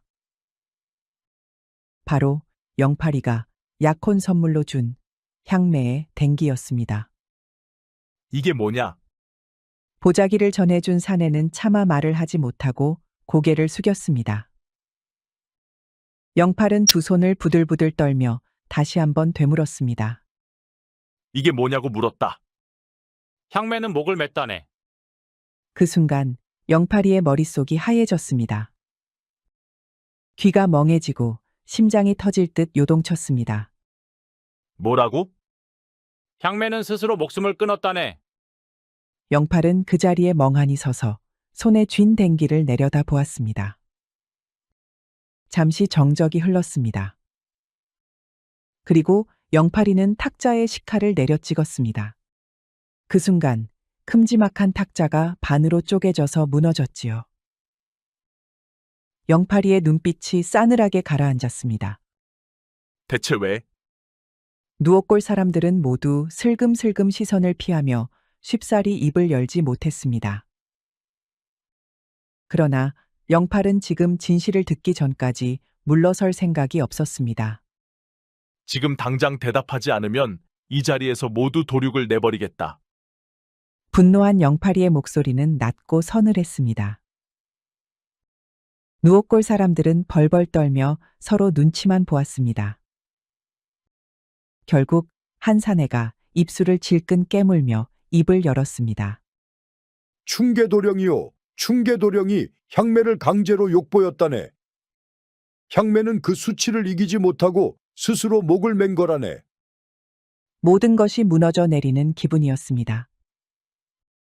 숨이 막혔고 심장이 조여왔습니다. 영팔이는 천천히 시선을 내려 손목에 들고 있던 붉은 댕기를 바라보았습니다. 그리고 그 댕기를 손목에 질끈 감았습니다. 눈빛이 싸늘하게 변한 채 그는 조용히 몸을 일으켰습니다. 지금부터 나를 막는 놈들은 모두 두 쪽 날 각오하시오. 영팔이의 살기등등한 경고에 누옥골 사람들은 아무도 나서지 못했습니다. 영팔이는 그렇게 식칼 2자루만 챙기고 마을을 떠났습니다. 그렇게 마을을 떠난 영팔이는 두 자루의 식칼을 허리에 찬 채 밤길을 따라 걸어갔습니다. 한밤의 산길은 어둡고 험했지만 영팔이는 거의 달리다시피 하여 산을 넘었습니다. 오직 한 가지 생각만이 영팔이의 머릿속을 가득 채우고 있었습니다. 바로 충계의 머리통을 반으로 쪼개는 것뿐이었죠. 영팔이는 단 한 번도 멈춰 서지 않고 밤새 산길을 걸어갔습니다. 그리고 날이 밝아올 무렵 마침내 송대감댁이 있는 마을에 도착했습니다. 마을에 도착한 영팔이는 먼저 주막으로 향했습니다. 그곳에서 밤이 되기를 기다릴 생각이었지요. 방에 들어간 영팔이는 숫돌로 식칼 두 자루를 갈았습니다. 그러던 와중에 주막 안에서 떠도는 이야기들이 영팔의 귀에 들어왔습니다. 어휴, 오늘 밤도 또 난리겠구만. 충계도령 말이지? 그 망나니 놈이 또 기생을 불렀다던데? 기생뿐인가? 매번 술판을 벌이다가 결국 여종을 방으로 끌고 가서 온갖 몹쓸 짓을 한다더군. 오늘도 그럴 모양이야. 한심한 놈. 대감나으리가 살아있을 때는 그래도 조심하는 척이라도 했지. 이제는 아무도 막을 사람이 없으니. 영팔이는 고개를 천천히 들었습니다. 두 눈이 차갑게 빛났습니다. 오늘 밤이었습니다. 거사를 치르기에는 더할 나위 없었습니다. 영팔이는 허리에 도축할 두 자루를 단단히 메었습니다. 밤이 되자 송대감댁에서는 술판이 벌어졌습니다. 기생들의 웃음소리가 들렸고 둥둥둥 장구 소리가 울려 퍼졌습니다. 충계의 거친 웃음소리가 문 밖까지 새어나왔습니다. 그때 담장 너머에서 그림자 하나가 스르륵 미끄러져 들어왔습니다. 영팔이였습니다. 영팔이는 한치의 망설임도 없이 담을 넘어 안뜰로 내려섰습니다. 송대감댁을 지키는 무사놈들도 충계와 울려 고주망태가 되어 있었습니다. 망나니, 양아치 주인의 부하들다웠지요. 집안은 이미 술 냄새와 웃음소리로 가득 차 경비들이 흐트러진 상태였습니다. 영팔은 어둠 속에서 기회를 엿보았습니다. 그러다가 영팔이는 조용히 불씨를 던졌습니다. 붉은 불길이 삽시간에 퍼졌습니다. 기름이 묻은 천에 불이 닿자 순식간에 송대감댁이 활활 타오르기 시작했습니다. 불꽃은 삽시간에 기둥을 타고 번져 온 집안을 삼키듯 맹렬히 타올랐습니다. 불이다! 불이 났다! 비명과 함께 사람들이 허둥지둥 뛰쳐나오기 시작했습니다. 기생들도 하인들도 무사들도 혼비백산하여 불길을 피해 달아났습니다. 그때 불길 속에서 한 사내가 걸어 나왔습니다. 바로 영팔이었습니다. 영팔이는 타오르는 불길처럼 두 눈이 희번뜩거렸습니다. 그리고는 성난 목소리로 충계를 찾았지요. 이놈 충계야, 저승사자가 찾아왔다. 얌전히 목을 내밀거라. 이 미친놈이 불을 질렀다. 모시, 저 더러운 산것 잡놈 자식을 죽여라. 송대감댁이 불길에 휩싸이자 호위무사들은 비틀거리며 칼을 뽑았습니다. 허나 때는 이미 늦었습니다. 호위무사들의 앞에는 두 자루의 도축칼을 든 백정 영팔이가 서 있었습니다. 이 미친놈, 감히 대감댁에 불을 질러. 썩 꺼지지 못할까? 내 놈이 뭘 할 수 있다고? 영팔이를 알아본 두 호위무사가 으름장을 내놓았습니다. 욕하고 침을 뱉어도 꼼짝도 못했던 영팔이가 아직 우스웠던 것이지요. 허나 향매를 잃은 영팔이는 이미 물불 가릴 처지가 아니었습니다. 칼날이 번뜩였습니다. 한 무사가 외치려던 순간 영팔의 식칼이 공기를 갈랐습니다. 그 순간 어설프게 칼을 겨누던 무사의 한쪽 팔이 툭 떨어졌습니다. 무사는 새된 비명을 지르며 바닥에 주저앉았습니다. 그제야 무사들은 눈앞에 이 백정사내가 보통 내기가 아니라는 것을 깨달았습니다. 우리 푸주가는 닭소돼지 가리지 않지. 오늘은 어디 한번 사람 고기를 썰어보자꾸나. 이놈! 무사는 겁에 질려 검을 든 손을 덜덜 떨었습니다. 이에 영팔이가 식칼을 휘둘렀습니다. 무사는 어설프게 검을 치켜들었으나 영팔이의 묵직한 공격에 그만 검을 떨구고 말았습니다. 그리고 떨어뜨린 검을 다시 잡을 사이에 영팔이의 식칼이 다시 번뜩였습니다. 검을 주우려던 무사는 그대로 목을 떨구고 말았지요. 이놈들아, 저 산 것을 당장 죽이지 않고 뭐 하느냐? 충계의 비명 같은 외침에 살아남은 무사들은 떨리는 손으로 다시 칼을 쥐었습니다. 그러나 그들의 눈앞에서 영팔은 마치 사나운 짐승처럼 날뛰며 적들을 베었습니다. 그렇게 1명, 2명, 3명. 피가 튀었고 칼날이 살을 가르는 소리가 집안을 가득 채웠습니다. 죽은 무사들이 바닥에 차곡차곡 쌓여만 갔습니다. 악귀 같은 영팔이의 공격을 아무도 막아서지 못하였지요. 기어코 살아있는 나머지 무사들은 영팔이의 모습에 겁을 집어먹고 말았습니다. 아이고, 좋은 날 다 갔구나. 충계도령 알아서 잘 버텨보셔. 걸음아 나 살려라.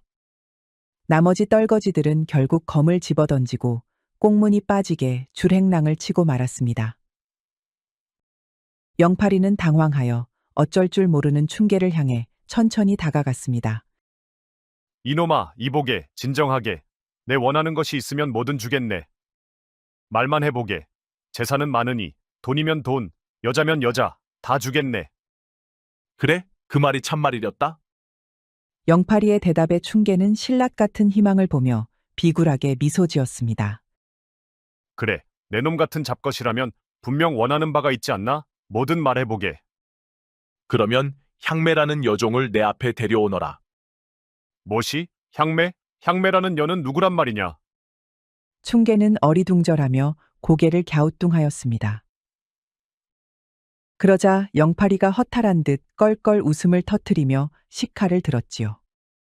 아직도 감이 오지 않는가 보구나. 향매는 바로 내 놈이 더럽힌 그리고 죽게 만든 여인이야. 그리고 향매는 내 아내가 될 사람이었다. 그게 무슨? 충계는 두 눈을 크게 뜨며 허둥대기 시작했습니다. 그러나 그의 머릿속에서도 어렴풋이 기억이 떠올랐습니다. 얼굴이 새하얗게 질려갔습니다. 설마 그 계집? 충계는 움찔하며 뒷걸음질을 쳤습니다. 그러나 영팔이는 한 걸음씩 아주 천천히 그를 향해 다가갔습니다. 내 놈이 향매를 욕보이고 절망하게 만들었지. 그건 실수였다. 그래, 실수였어. 충계는 살기 위해 온갖 변명을 늘어놓았습니다. 그러나 영팔이는 한치의 흔들림도 없었습니다. 그 실수 때문에 내 여인이 목을 맸지. 한 번만 용서해주게. 내 마음을 고쳐먹고 올바르게 살겠네. 내가 잘못했네. 그 계집이 그렇게 소중한 줄 알았으면 처음부터 손대지 않았을 거야. 내 정말 몰랐다네. 제발 목숨만은. 이제 반성하느냐? 그렇고 말고 내 마음 깊이 반성하네. 죽을 때까지 반성하겠네. 충계는 살 수 있다는 희망에 더 열정적으로 바닥에 머리를 쳐박았습니다. 허나 영팔이는 이미 마음을 굳혔지요. 지옥에 가서 평생 반성하도록 하게. 영팔이의 식칼이 허공을 가르며 번뜩였습니다. 충계의 몸이 단칼에 반으로 쪼개졌습니다. 영팔이는 아무런 감정이 들지 않았습니다. 소돼지를 도축할 때와 같았지요. 충계는 그야말로 짐승보다도 못한 인간이었습니다. 그렇게 복수는 끝났습니다. 허나 영팔이는 전혀 기쁘지 않았습니다. 도리어 허무하기만 하였지요. 영팔이는 식칼을 바닥에 내던졌습니다. 그리고 불타는 송대감댁을 뒤로하고 떠났습니다. 영팔이는 마을로 돌아가지 않았습니다. 영팔이는 사람들에게 수소문하여 향매가 묻혔다는 곳으로 향했습니다. 향매는 마을의 뒷산에 있는 돌무덤에 묻혀 있었습니다. 이름도 없는 그저 초라한 돌무덤.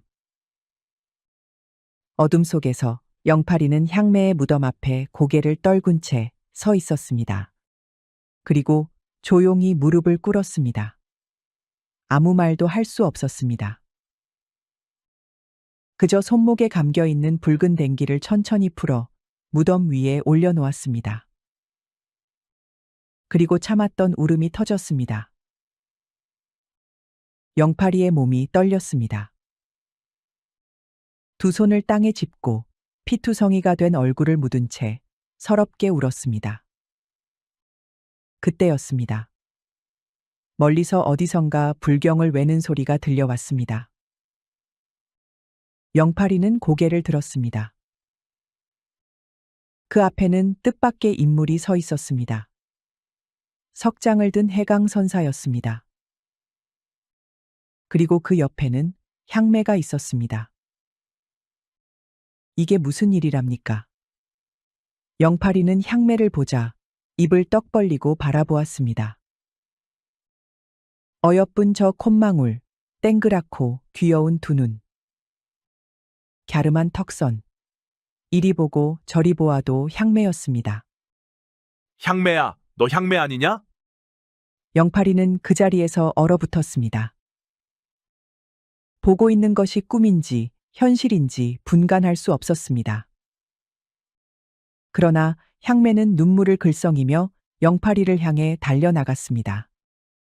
영팔아, 영팔이는 넋이 나간 얼굴로 향매를 끌어안았습니다. 그리고 다시금 아이처럼 울음을 터뜨렸습니다.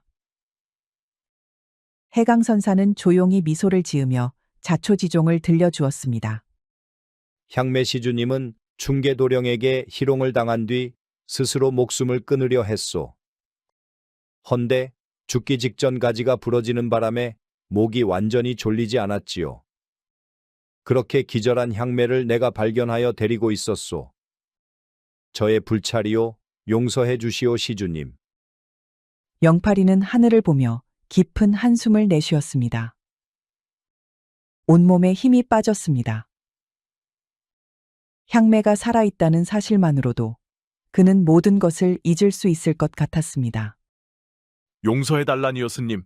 스님께서 향매를 돌봐주셨지 않습니까? 송대감 나으리가 그리 갑작스레 타계하실 줄 몰랐다오.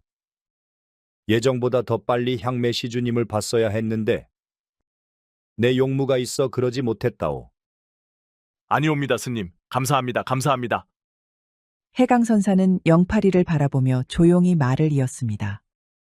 비록 살생은 나쁜 것이나 충계시주가 저지른 악행이 너무나도 컸소. 영팔시주가 아니었어도 화를 면치 못하였겠지. 허나 시주님, 이제 살생과 분노를 멈추시고 부디 속죄하며 새로운 삶을 사셨으면 좋겠소. 영팔이는 조용히 고개를 끄덕였습니다. 그리고 향매의 손을 꼭 잡았습니다. 물론입니다. 평생 공양을 드리며 살겠습니다. 해강선사는 영팔이의 대답에 부드럽게 미소를 지었습니다. 영팔이와 향매는 서로를 꼭 끌어안으며 깊은 어둠을 지나 새로운 길을 향해 걸어갔습니다. 그 후 송대감댁에서 벌어진 사건은 마을을 넘어 온 고을에 소문이 퍼졌습니다. 불타버린 저택, 처참하게 목이 떨어진 망나니 양반, 그리고 수십 명의 무사들이 단숨에 도륙당한 이야기까지 말이죠. 허나 관아에서는 이 사건을 깊이 파헤치지 않았습니다. 충계가 저지른 악행이 너무나도 악독했기 때문입니다. 여종을 강제로 희롱하고 급기야 머슴과 시종들을 못살게 굴며 죽이기까지 했으니까요. 그런 자가 잔혹한 최후를 맞았으니 차마 나서서 수사를 하려는 관리는 없었습니다.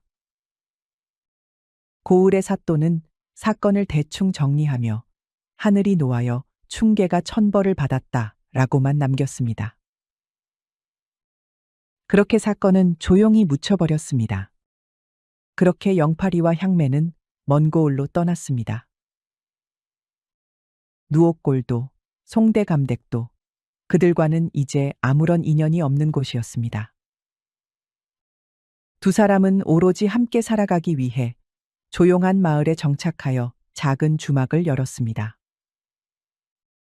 어느덧 시간이 흐르면서 영팔이와 향매의 주막은 사람들 사이에서 인심 좋은 곳으로 소문이 나기 시작했습니다.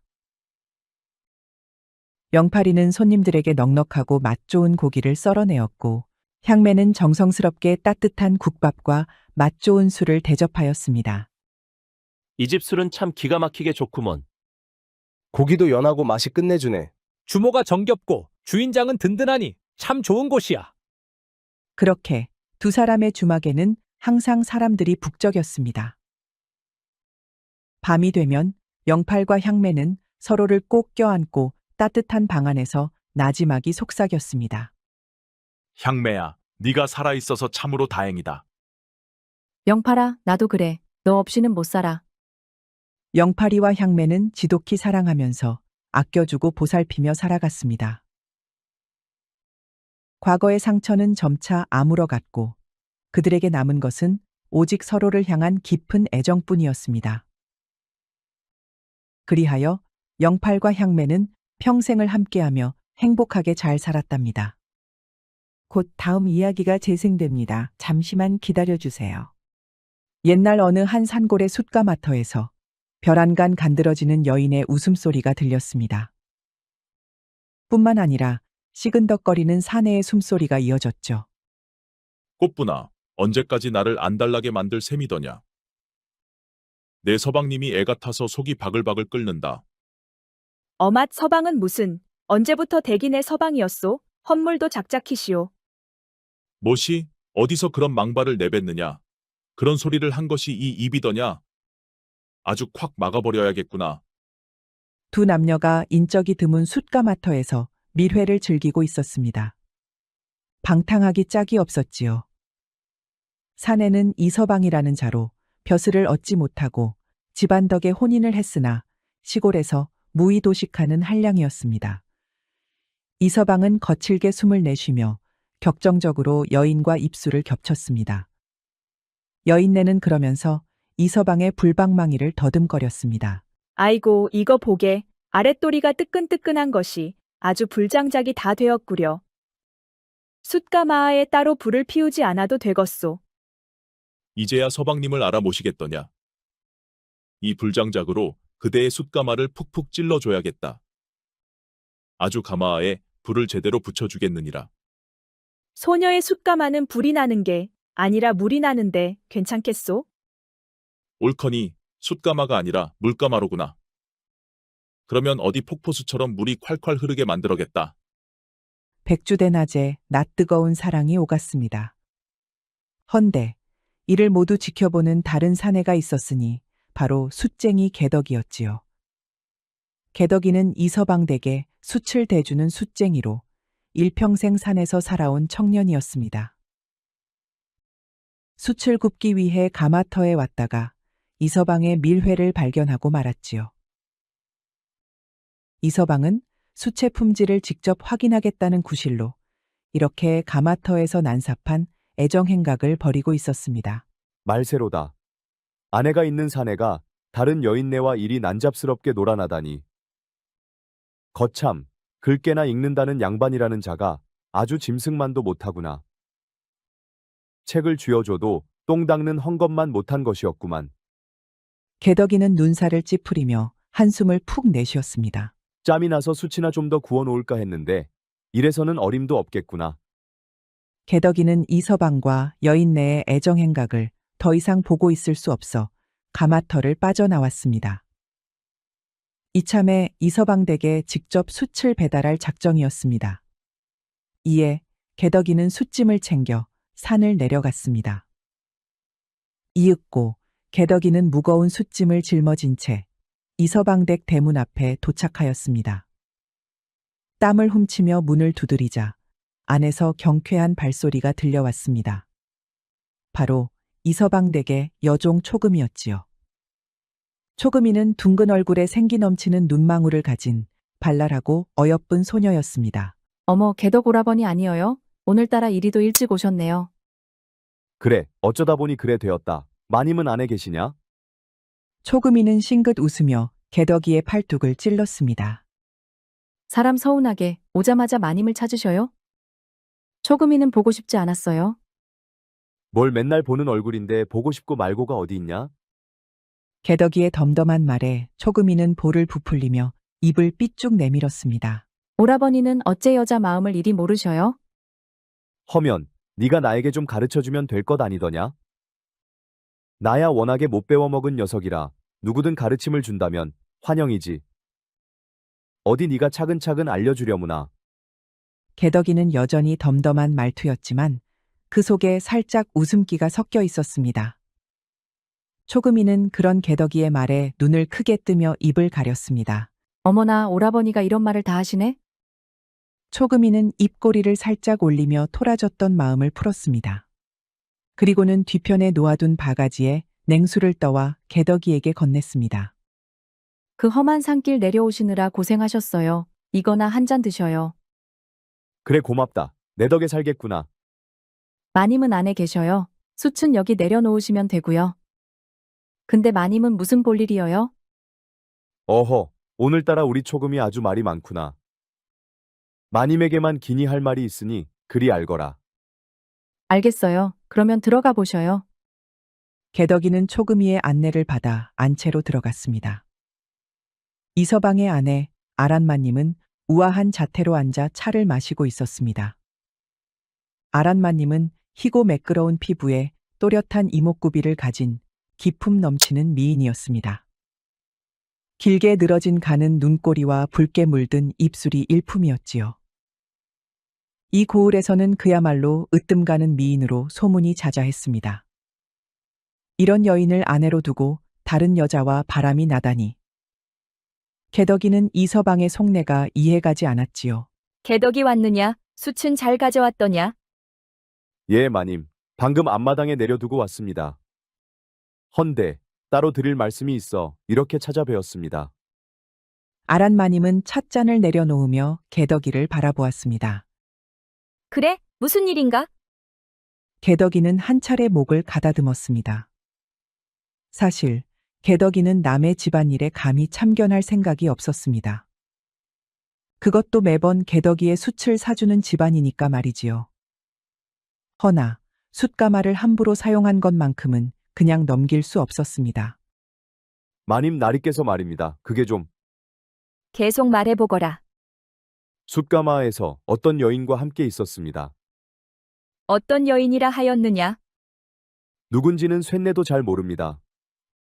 헌데 아주 그냥 백주대낮에 서로 알뜰살뜰 살을 맞대고 아무튼 숯가마터가 아주 난리였습니다. 순박한 청년 개덕이는 낮에 보았던 광경을 떠올려서 얼굴을 붉혔습니다. 이에 아란마님은 찻잔을 꽉 움켜쥐었습니다. 이미 남편 이서방이 이 동네 저 동네 여인네들과 놀아나고 기방을 들락날락하는 것은 알고 있었습니다만 정확한 심증은 없었습니다. 항상 결정적인 증거를 잡지 못해 답답하던 참이었지요. 그렇다면 네가 확실히 보았느냐? 예, 제가 아주 똑똑히 보았습니다요. 무엇보다도 마님. 숯가마터는 제 아버지 때부터 사용하던 일터였습니다. 헌데 거길 그런 식으로 사용하는 것은 아무래도 영 거슬려서 이렇게 감히 고하는 것이옵니다. 네가 거슬려서 일이 고한 것이란 말이냐? 예, 저는 그저 제 가마터가 본래 목적에 맞게 올바르게 쓰이길 바랄 뿐입니다. 아란마님은 허탈하게 웃으며 고개를 끄덕였습니다. 아란마님의 속은 그야말로 열불천불이 나서 뒤집혔습니다. 이 망할 놈의 남편을 어떻게 해야 하나? 이 한량 녀석을 어떻게 혼내줘야 하나? 아니다. 그래도 채신이 있는데 어찌하나? 머리와 속이 복잡했습니다. 그리고 한동안 말없이 찻잔을 바라보더니 이내 결심한 듯 자리에서 일어났습니다. 알겠다. 가보거라. 개덕이는 마님의 기묘한 태도가 신경 쓰였지만 더 이상 할 말이 없었기에 그대로 물러났습니다. 그리고 개덕이는 마당으로 나와 초금이와 몇 마디 주고받고 있었습니다. 그런데 안에서 다시 마님의 목소리가 들렸습니다. 개덕아 아직 있느냐? 할 말이 있으니 다시 좀 들어오너라. 개덕이는 의아한 표정을 지으며 다시 안채로 향했습니다. 마님 무슨 일이십니까? 가려는데 붙잡아서 미안하구나. 헌데 방의 온돌이 좀 이상해서 영바닥이 찹다. 네가 한번 봐주겠느냐? 매일 숯가마터에서 일을 하는 너이니 어려운 일은 아니지 않더냐? 예, 그야 가능하긴 하온데 다른 머슴은 없사옵니까? 갑자기 온돌이 이상하다니? 개덕이는 의문이 들어서 물었습니다. 그러자 마님은 싱긋 웃었습니다. 항상 무표정한 아란마님이 웃으니 아주 화사했습니다. 천하의 쑥맥 개덕이도 마님이 웃으니 뭔가 부끄러웠습니다. 거참, 주인마님이 일에 부탁하는데 아니 되겠더냐? 아닙니다요. 제가 한번 후딱 봐보겠습니다. 실례 좀 하겠습니다요. 개덕이는 방 안으로 들어서며 바닥을 유심히 살펴보았습니다. 바닥에 손을 대어보니 특별히 차갑지도 않고 미지근한 정도였습니다. 온돌이 아주 식은 것은 아니온데 특별히 뜨겁지도 않습니다. 그래도 혹여 문제가 있는지 확인하려면 아궁이와 연도까지 살펴봐야 할 듯하옵니다. 그래? 그럼 어찌 해야 하느냐? 우선 아궁이를 확인해야 합니다. 불이 잘 붙고 있는지 연기가 잘 빠지는지도 살펴봐야 합니다요. 개덕이는 방을 나와 부엌으로 향했습니다. 이서방댁의 아궁이는 안차의 뒤편에 위치해 있었습니다. 개덕이는 장작을 해치고 아궁이 안을 들여다보았습니다. 아직 불씨가 남아 있었지만 평소보다 불길이 약해 보였습니다. 불길이 좀 약하긴 하구나. 헌데 큰 문제는 없어 보이는데. 개덕이는 장작을 조금 더 넣고 불길을 지펴보았습니다. 이내 불이 활활 타오르며 아궁이 안이 밝아졌습니다. 그리고 다시 아란마님이 있는 안방으로 돌아와 바닥을 짚었습니다. 확실히 다시 바닥이 뜨끈뜨끈해졌습니다.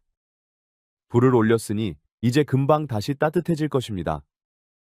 오냐, 내 덕분에 이제 방이 후끈후끈해지겠구나. 이제 좀 지켜보시면 될 듯하옵니다. 특별한 이상은 없는 듯하니 혹여 또 문제가 생기면 그때 다시 살펴보겠습니다요. 그럼 쇳내는 가보겠습니다. 개덕이는 그대로 물러나려 했으나 아란마님은 의미심장한 미소를 띠며 방안을 가리켰습니다. 아이고 개덕아, 네가 아주 제대로 불을 지폈나 보다. 벌써 방이 후끈후끈거린다. 너무 불을 올린 것 아니냐? 그렇습니까? 지금 딱 좋은. 아니 마님 왜 그러십니까요? 개덕이는 차마 말을 잇지 못하였습니다. 어느 사이엔가 아란마님이 옷을 한꺼풀 내렸기 때문입니다. 이에 개덕이는 두 눈을 땡그랗게 뜨고 속살에서 눈을 떼지 못했습니다. 이 무식한 녀석. 그 장작을 얼마나 태운 게냐? 네가 장작을 허투루 쓰는 바람에 이 모양이 났다. 자, 너도 덥지 않느냐? 너도 좀 옷을 내려보거라. 아란마님은 그러면서 개슴츠레한 눈으로 개덕이의 소매를 붙잡았습니다. 아니, 대관절 아란마님이 왜 이러는 것일까요? 이유는 바로 아란마님이 이서방에게 안갚음하기 위해 자기도 맞불 작전을 펼치기로 한 것입니다. 남편이 이렇게 밖에서 다른 여인네와 배를 맞대는데 자기라고 못할 것이 있습니까? 결혼하고 나서부터는 남편이 있는데도 과부처럼 독수공방을 하는데 아란마님도 쌓인 욕구가 이만저만이 아니었습니다. 헌데 개덕이는 숯쟁이 주제에 외모도 멀끔하고 매일 나무를 패고 숯을 구워서 몸도 탄탄하였지요. 게다가 발랑까진 다른 남자들과는 다르게 아주 순박하였습니다. 개덕이는 뱀 앞에 선 쥐새끼 마냥 아란마님의 유혹에 꼼짝도 못하고 몸이 굳어버렸습니다. 그 틈에 개덕이의 탄탄한 근육질 몸이 여실히 드러났습니다. 아란마님도 그런 개덕이의 듬직한 가슴팍을 보고 침을 꼴딱꼴딱 삼켰습니다. 개덕이는 얼굴이 불타오르는 듯 했습니다. 아란 마님이 가까이 다가와 속살을 드러내는 바람에 심장이 터질 듯 뛰었지만 그보다 더 이상한 것이 있었습니다. 정말이지 너무나도 더운 것입니다. 마님, 이거 정말 이상합니다요. 오냐, 나도 이상하다. 우리 모두 이상해져 보자꾸나. 보이느냐? 이렇게 땀이 송골송골 나지 않느냐? 아란 마님은 땀으로 흥건한 얼굴로 개덕이의 팔뚝을 콱 잡았습니다. 그러자 개덕이는 강하게 고개를 저었습니다. 그것이 아니라 방이 너무 뜨겁습니다. 개덕이는 연신 땀을 훔치며 손으로 바닥을 짚었습니다. 온돌이 방금까지 따뜻하던 정도가 아니라 화로 위에 앉아있는 듯한 뜨거운 열기가 올라오고 있었습니다. 그러고 보니 정말 덥구나. 아란마님도 금세 땀에 흠뻑 젖었습니다. 처음엔 이 더위가 개덕이와 밀착해서 생긴 열기 때문이라 생각했지만 이건 단순한 더위가 아니었습니다. 이제는 숨쉬기조차 버거울 만큼 후끈해졌습니다. 아이고, 이러다가는 숯가마처럼 익어버리겠습니다. 개덕이는 도저히 참을 수 없어 벌떡 일어나 문을 열었습니다. 아란마님도 부채질을 하며 방을 뛰쳐나왔습니다. 마당으로 뛰쳐나온 개덕이와 아란마님은 영업 후 부채질을 하며 땀을 훔쳤습니다. 안방에서는 아직도 김이 모락모락 올라오고 있었고 방 안을 들여다보니 마루까지 열기가 올라와 있는 상태였습니다. 이게 대체 어찌 된 일이란 말이냐. 내가 불을 조금 더 올리긴 했지만 이렇게까지 뜨거울 리가 없는데. 그러게 말이다. 이러다간 집까지 홀랑 다 타버리겠다. 그제야 개덕이는 얼른 부엌으로 가서 아궁이를 다시 살폈습니다. 아니나 다를까 아궁이 속에서는 장작이 평소보다 두세 배는 더 많이 넣어진 채 이글이글 타오르고 있었습니다. 어허, 누가 여기다 장작을 이렇게 왕창 넣었단 말이냐? 개덕이는 황급히 불을 조절하였습니다. 도대체 누가 아궁이에 장작을 냅다 넣었을까요? 개덕이와 아란마님은 알지 못했습니다. 그야 그럴 만도 하지요. 왜냐하면 바로 초금이가 범인이었기 때문입니다. 초금이는 고개를 빼꼼 내밀었습니다. 사실 초금이는 개덕이가 갑자기 아란마님에게 불려가고 나서 안방을 몰래 훔쳐보고 있었습니다. 그런데 아란마님, 글쎄, 개덕이의 옷가지를 내리지 뭡니까? 남몰래 개덕이를 사모하고 있던 초금이는 이를 그냥 멀뚱히 지켜보고 있을 수만은 없었습니다. 하물며 주인마님에게 사모하는 사내를 빼앗길 수는 없었지요. 이에 초금이는 곧바로 아궁이에 장작을 드립다 부어서 불을 크게 지핀 것입니다. 자칫 잘못하다가는 집안을 홀라당 태울 수 있었지만 개덕이를 마님에게 빼앗길 배는 불을 지르는 것이 더 나았습니다. 마님, 아무래도 정말 온돌에 문제가 있기는 했었나 봅니다. 이제 괜찮으니 정말로 가보겠습니다요. 여튼 이서방님 관련해서는 마님께서 잘 좀 처리해 주시길 바랍니다. 그래, 알겠다. 조만간 또 보자꾸나. 아란마님은 아직도 더운지 얼굴이 발갛게 상기되어 부채질하였습니다. 영 떨떠름한지 대충 고개를 끄덕였지요. 초금이는 이를 보면서 남몰래 킥킥 웃었답니다. 그날 이후 개덕이는 마음이 영 심란했습니다. 아무리 덤덤한 성격이라지만 그날 있었던 일을 잊으려 해도 쉽지 않았습니다. 이서방의 행각도 어이없었지만 아란마님의 태도도 어딘지 모르게 이상했던 것이 찜찜했습니다. 그렇게 고민하며 며칠을 보내고 개덕이는 다시 숯짐을 지고 이서방 댁으로 향했습니다. 그런데 오늘은 웬걸. 이서방 댁에 도착하자 마당에서 아란마님이 개덕이를 기다리고 있었습니다. 개덕이는 자기도 모르게 흠칫하며 아란마님의 눈치를 살폈습니다. 아란마님은 그런 개덕이를 보며 화사하게 웃으며 인사했습니다. 개덕아, 멍이 로느라 고생이 많았구나.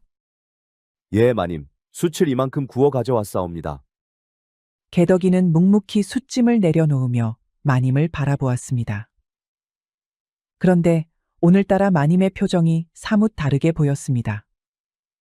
그저 손님을 맞이하는 태도가 아니라 마치 뭔가 작정을 한 사람처럼 보였습니다. 그런데 게더가 매번 이렇게 무거운 숯짐을 지고 오느라 네가 참으로 고생이 많겠구나. 허면 어쩌겠습니까? 숯쟁이로 태어났으니 숯을 굽고 나르는 것이 제 일이온데. 그렇지. 하지만 이렇게 고되게 살 필요가 있을까 싶구나. 그게 무슨 말씀이십니까? 개덕이는 영문을 몰라 어리둥절한 얼굴로 마님을 바라보았습니다. 아예 이 집에 머슴으로 들어오는 것이 어떻겠느냐. 매번 산에서 고생하며 숯을 구울 필요도 없고 먹고 자는 것까지 내가 다 보살펴 줄 터이니 더없이 좋은 기회 아니겠느냐. 개덕이는 순간 입을 다물었습니다. 매일같이 숯을 굽고 산길을 오르내리는 것은 결코 쉬운 일이 아니었습니다. 가끔씩은 온몸이 쑤시고 녹초가 되는 날도 많았지요. 그런데 이서방 댁에서 머슴살이를 하게 된다면 훨씬 편하게 지낼 수 있을 터였습니다. 잠시 고민하던 개덕이는 이내 고개를 끄덕였습니다. 그리하겠습니다요, 마님. 그리하여 개덕이는 이서방 댁에서 머슴살이를 시작하게 되었습니다. 초금이는 이 소식을 듣자마자 눈을 동그랗게 떴습니다. 필시 아란마님이 저번에 있었던 일로 만족 못하고 개덕이를 아주 잡아먹을 작정인 것이 분명하니 말입니다. 그야말로 비상이 걸렸습니다. 아니, 오라버니, 갑자기 가업인 숯 굽는 일을 그만두시는 게 괜찮아요? 매번 산길을 오르내리는 것도 이제는 고도에서 말이지. 마님께서 좋은 자리를 내어주셨으니 이왕이면 여기 머무르는 것이 좋지 않겠느냐. 초금이 너는 내가 여기서 일하는 것이 싫은 게냐. 이 오라버니는 바보인 거야. 속이 없는 거야? 응? 뭐라 했느냐? 아니에요. 오셔서 저도 좋다고요. 초금이는 방긋하고 웃는 개덕이를 보자 속이 답답했습니다. 이렇게 가다가는 개덕이를 마님에게 빼앗길 수도 있었습니다. 그러면 안 되었습니다. 도저히 그럴 수 없었지요. 그러면 아란마님에게 개덕이를 빼앗기기 전에 자기가 먼저 개덕이를 차지해야 했습니다. 그래서 아주 작은 꾀를 내었지요. 그럼, 오라버니, 제가 머슴살이에 익숙해지도록 도와드릴게요. 그래 주면 고맙지. 그렇게 하여 초금이는 개덕이를 데리고 다니며 머슴살이하는 법을 알려주었습니다. 그러다가 초금이는 일부러 무거운 짐을 옮겼습니다. 그리고는 갑자기 물건을 내려놓더니 허리를 툭툭 두들겼지요. 아이고야. 어허, 초금아, 무슨 일이냐? 아니요, 허리를 좀 삐끗한 것 같아요. 으이구, 너같이 작달만한 계집이 이런 무거운 것을 들려고 했을 때부터 알아봤다. 괜찮느냐? 안 괜찮아요. 오라버니, 저 좀 도와주시면 안 될까요? 우리 초금이가 부탁하는데 당연히 그래야지. 어떻게 해주면 좋겠느냐? 이 물건은 내가 옮길까? 아니요, 여기 좀 고약을 발라주실래요? 초금이는 그러면서 통에 담긴 고약을 꺼냈습니다. 그리고는 저고리를 휙 올리고는 바닥에 발라당 엎드려 누워버리는 것이 아닙니까? 이에 개덕이는 당황하여 몸이 굳었습니다. 초금이가 보인 뽀얗고 어여쁜 등허리를 보니 자기도 모르게 가슴이 두근두근거리면서 얼굴이 벌겋게 달아오르는 것입니다. 아이고, 뭐 하셔요? 이러다가 초금이 허리가 아주 두동강 나거서요. 알겠다. 잠깐만 기다려보거라. 개덕이는 손에 고약을 덜어 초금이의 허리에 발랐습니다. 막상 손이 닿자 아주 보드라운 것이 이것이 여인의 살결이구나 싶었습니다. 초금이도 개덕이의 손이 닿자 자기도 모르게 움찔거렸습니다. 그런데 그때 문이 벌컥 열렸습니다. 여기서 지금 무엇을 하는 것이냐? 갑작스럽게 아란마님이 나타나자 개덕이는 놀라며 손을 거두었습니다. 초금이도 화들짝 놀라며 뒤를 돌아보았습니다. 아니요. 초금이가 허리를 다쳤다고 하기에. 그래? 아란마님은 가만히 개덕이를 바라보더니 한 걸음 다가왔습니다. 그렇다면 나도 개덕이에게 부탁 좀 해야겠구나. 내 허리도 요 며칠 너무 결려서 말이다. 너도 알다시피 이 서방이 없는 밤이 많다 보니 매번 혼자 지내느라 허리가 고생이 많다. 그러더니 아란마님은 초금이 옆으로 다가가 그대로 바닥에 누웠습니다. 그리고는 저고리를 들어서 초금이처럼 등허리를 보였습니다. 개덕아, 내 허리에도 고약을 좀 발라다오. 그 순간 개덕이는 식은땀을 삐질 흘렸습니다. 한쪽에는 초금이가, 다른 쪽에는 마님이, 눈앞에 두 여인이 나란히 누워 허리를 내보이며 그를 바라보고 있었던 것입니다. 개덕이는 속으로 탄식을 내쉬며 어디부터 손을 대야 할지 몰라 우왕좌왕하기 시작했습니다. 그 모습을 본 초금이와 아란 마님은 살짝 미소를 지으며 개덕이를 바라보았습니다. 개덕이는 눈을 딱 감고 초금이와 아란 마님의 등허리에 고약을 발라주었습니다. 그런데 어느 순간 아랫도리가 불끈 올라와서 도저히 허리를 펴지 못하겠는 겁니다. 남의 허리에 고약을 발라주다가 그만 자기 허리가 굽어지고 만 것입니다. 이제 발랐으니 저는 일하러 가보겠습니다요. 개덕이는 그리 말하고는 손으로 우람하게 솟은 방망이를 가리고 후다닥 나가버렸습니다. 이를 지켜보던 아란마님이나 초금이는 서로 입맛을 다시기만 하였지요. 보통이 아닌 여인네들이었습니다. 그날 이후부터 개덕이의 머슴살이는 그야말로 곤욕 그 자체였습니다. 아란마님과 초금이의 적극적인 애정 공세에 개덕이는 속마음은 하루도 조용할 날이 없었습니다. 아침이 되면 초금이가 제일 먼저 찾아와 물 한 바가지를 떠다 주며 안색을 살폈습니다. 오라버니 밤새 안녕하셨지요? 어머, 얼굴이 벌겋네요. 열이라도 나시나요? 아니 뭐 별일 없는데 무슨 일이더냐? 그래요? 요새 마님방에서 밤마다 이상한 소리가 나던데요. 무슨 소리라니? 글쎄요. 오라버니라면 알 것 같아서 물어봤어요. 실은 마님이 밤만 되면 개덕이를 불러놓고는 도무지 놓아주지를 않았습니다. 아마 아란마님과 나누는 이야기 때문에 초금이가 오해한 것일지도 모르지요. 그것이든 뭐든 개덕이는 어째 초금이 앞에서 떳떳하지 않아서 영 곤란했습니다.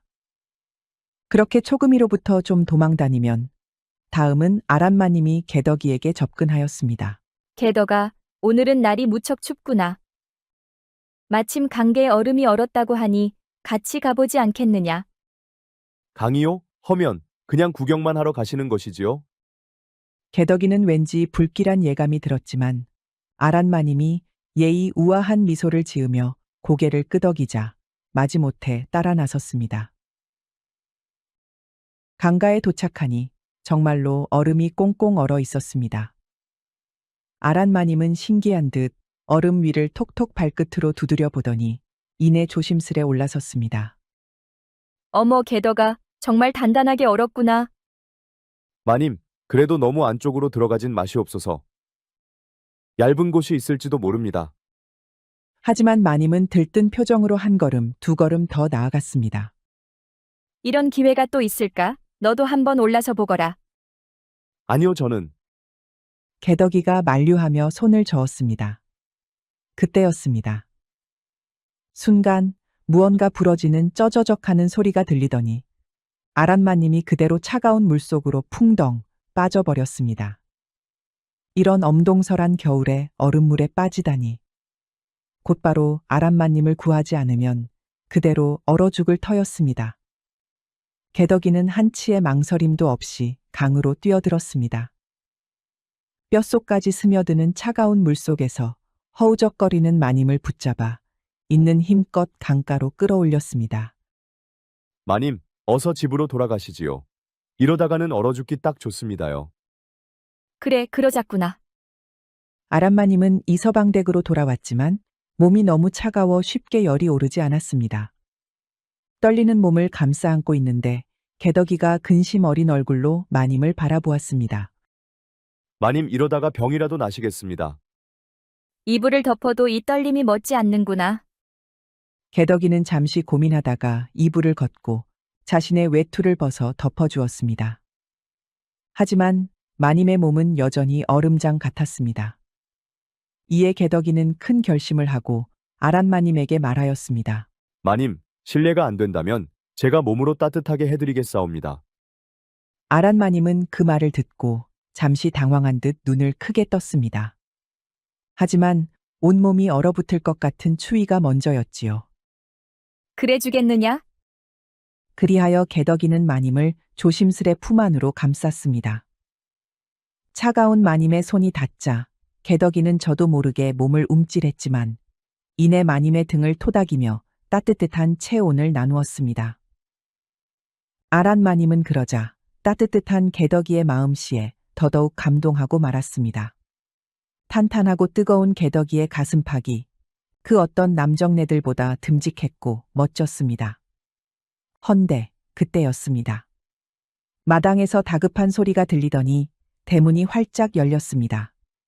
바로 이서방이었습니다. 이서방은 방에 들어오자 개덕이와 마님이 앉고 있는 모습을 보자 그야말로 눈이 뒤집혔습니다. 이게 무슨 꼴이더냐? 아니 나으리, 이건 그런 게 아니라 감히 내 아내를 품에 안고도 변명할 셈이냐, 이놈. 이서방은 주먹을 불끈 쥐더니 그대로 개덕이를 후려쳤습니다. 비실비실한 이서방의 주먹은 아프지 않았지만 지금 이 상황을 어찌 설명해야 할지 곤란하여서 매우 당황하였습니다. 이 뻔뻔한 놈, 감히 내 집에서 내 아내를 넘보다니. 아니옵니다. 마님께서 강물에 빠지셨기에 몸이 얼어 병이 나실까 염려되어. 닥쳐라. 아니옵니다. 그것이 아니옵니다. 내년도 가만히 있거라. 우선 이 몹쓸 놈을 혼내주고 다음은 내 차례다. 이서방은 분노를 참지 못하고 개덕이를 붙잡아 마당으로 끌고 나갔습니다. 그리고는 하인들에게 소리쳤습니다. 이놈을 곤장으로 다스려라. 개덕이는 마당 한복판에서 하인들에게 꽁꽁 묶였습니다. 이서방은 피가 날 정도로 곤장을 치겠다며 분노를 사기지 못하고 있었습니다. 감히 내 집안에서 이따위 짓을 저지르다니. 오늘 내 놈을 반드시 내 손으로. 이서방은 아주 길길이 날뛰었지요. 헌데 거참 낯짝도 두꺼운 양반 아닙니까?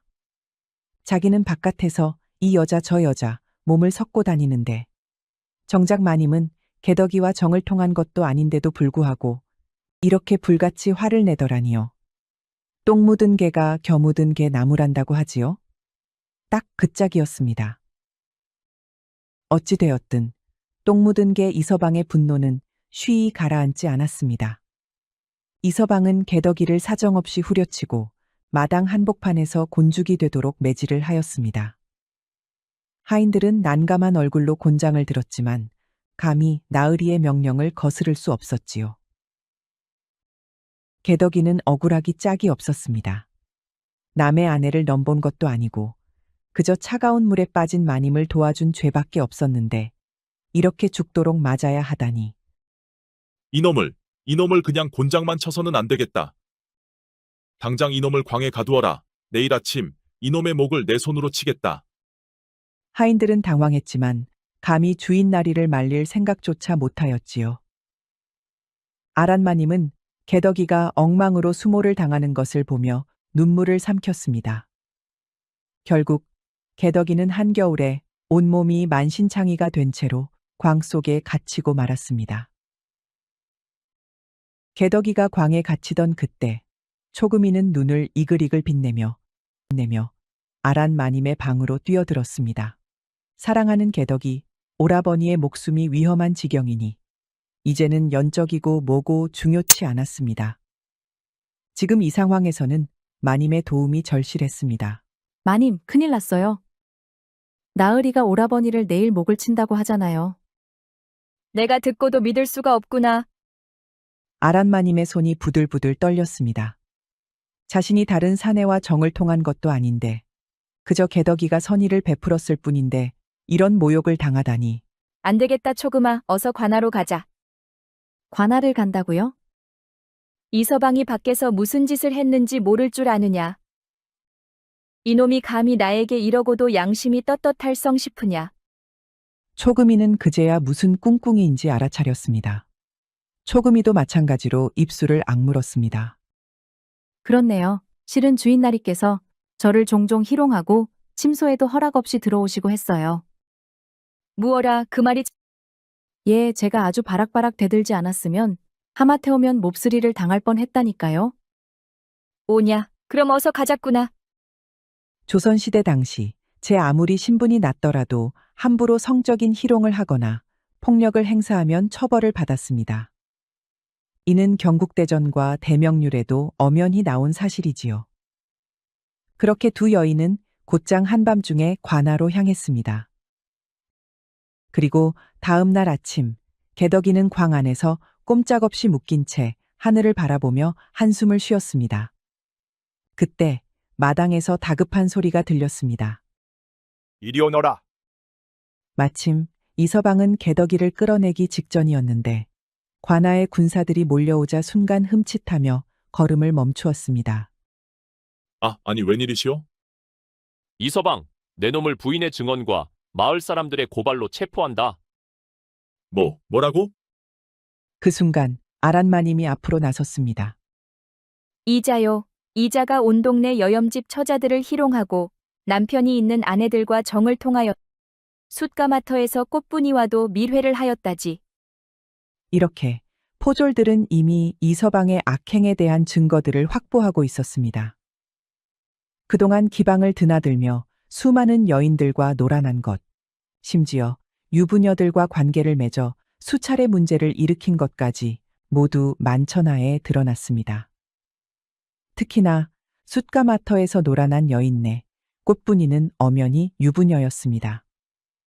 아란마님과 초금이의 고발에 꽃분이의 남편은 아주 노발대발하였지요.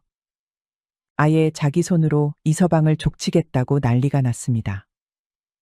관아에 끌려간 이서방은 사또나으리의 꾸중을 듣고는 곤장을 50대나 맞아야 했습니다. 그리고는 선비의 체면에 먹칠을 한 죄로 신분을 빼앗기고 고을에서 추방을 해버렸지요. 그렇게 이서방은 초라한 몰골로 마을을 떠나야 했습니다. 그렇게 개덕이는 누명을 벗었고 마님과 초금이는 한층 더 가까워졌습니다. 실은 그냥 가까워지기만 한 것이 아닙니다. 초금이와 아란마님은 서로 합의를 보고 서로 번갈아 가며 개덕이와 같이 사랑을 나눴답니다. 사람들은 과부가 된 아란마님을 걱정하였지만 이는 전혀 걱정할 필요가 없었지요. 아란마님 곁에는 든든한 개덕이가 항상 함께하였으니 말이지요. 초금이도 사랑하는 개덕이 오라버니와 매일같이 즐겁게 지낼 수 있어서 행복했답니다. 그렇게 개덕이는 두 여인의 사랑을 독차지하며 즐겁게 살았습니다. 우리 이야기가 여러분들에게 조금이나마 재미를 선사할 수 있기를 바랍니다. 다른 재미있는 영상도 많으니 즐겁게 봐주세요. 그럼 여러분 모두 행복하고 즐거운 시간 되세요.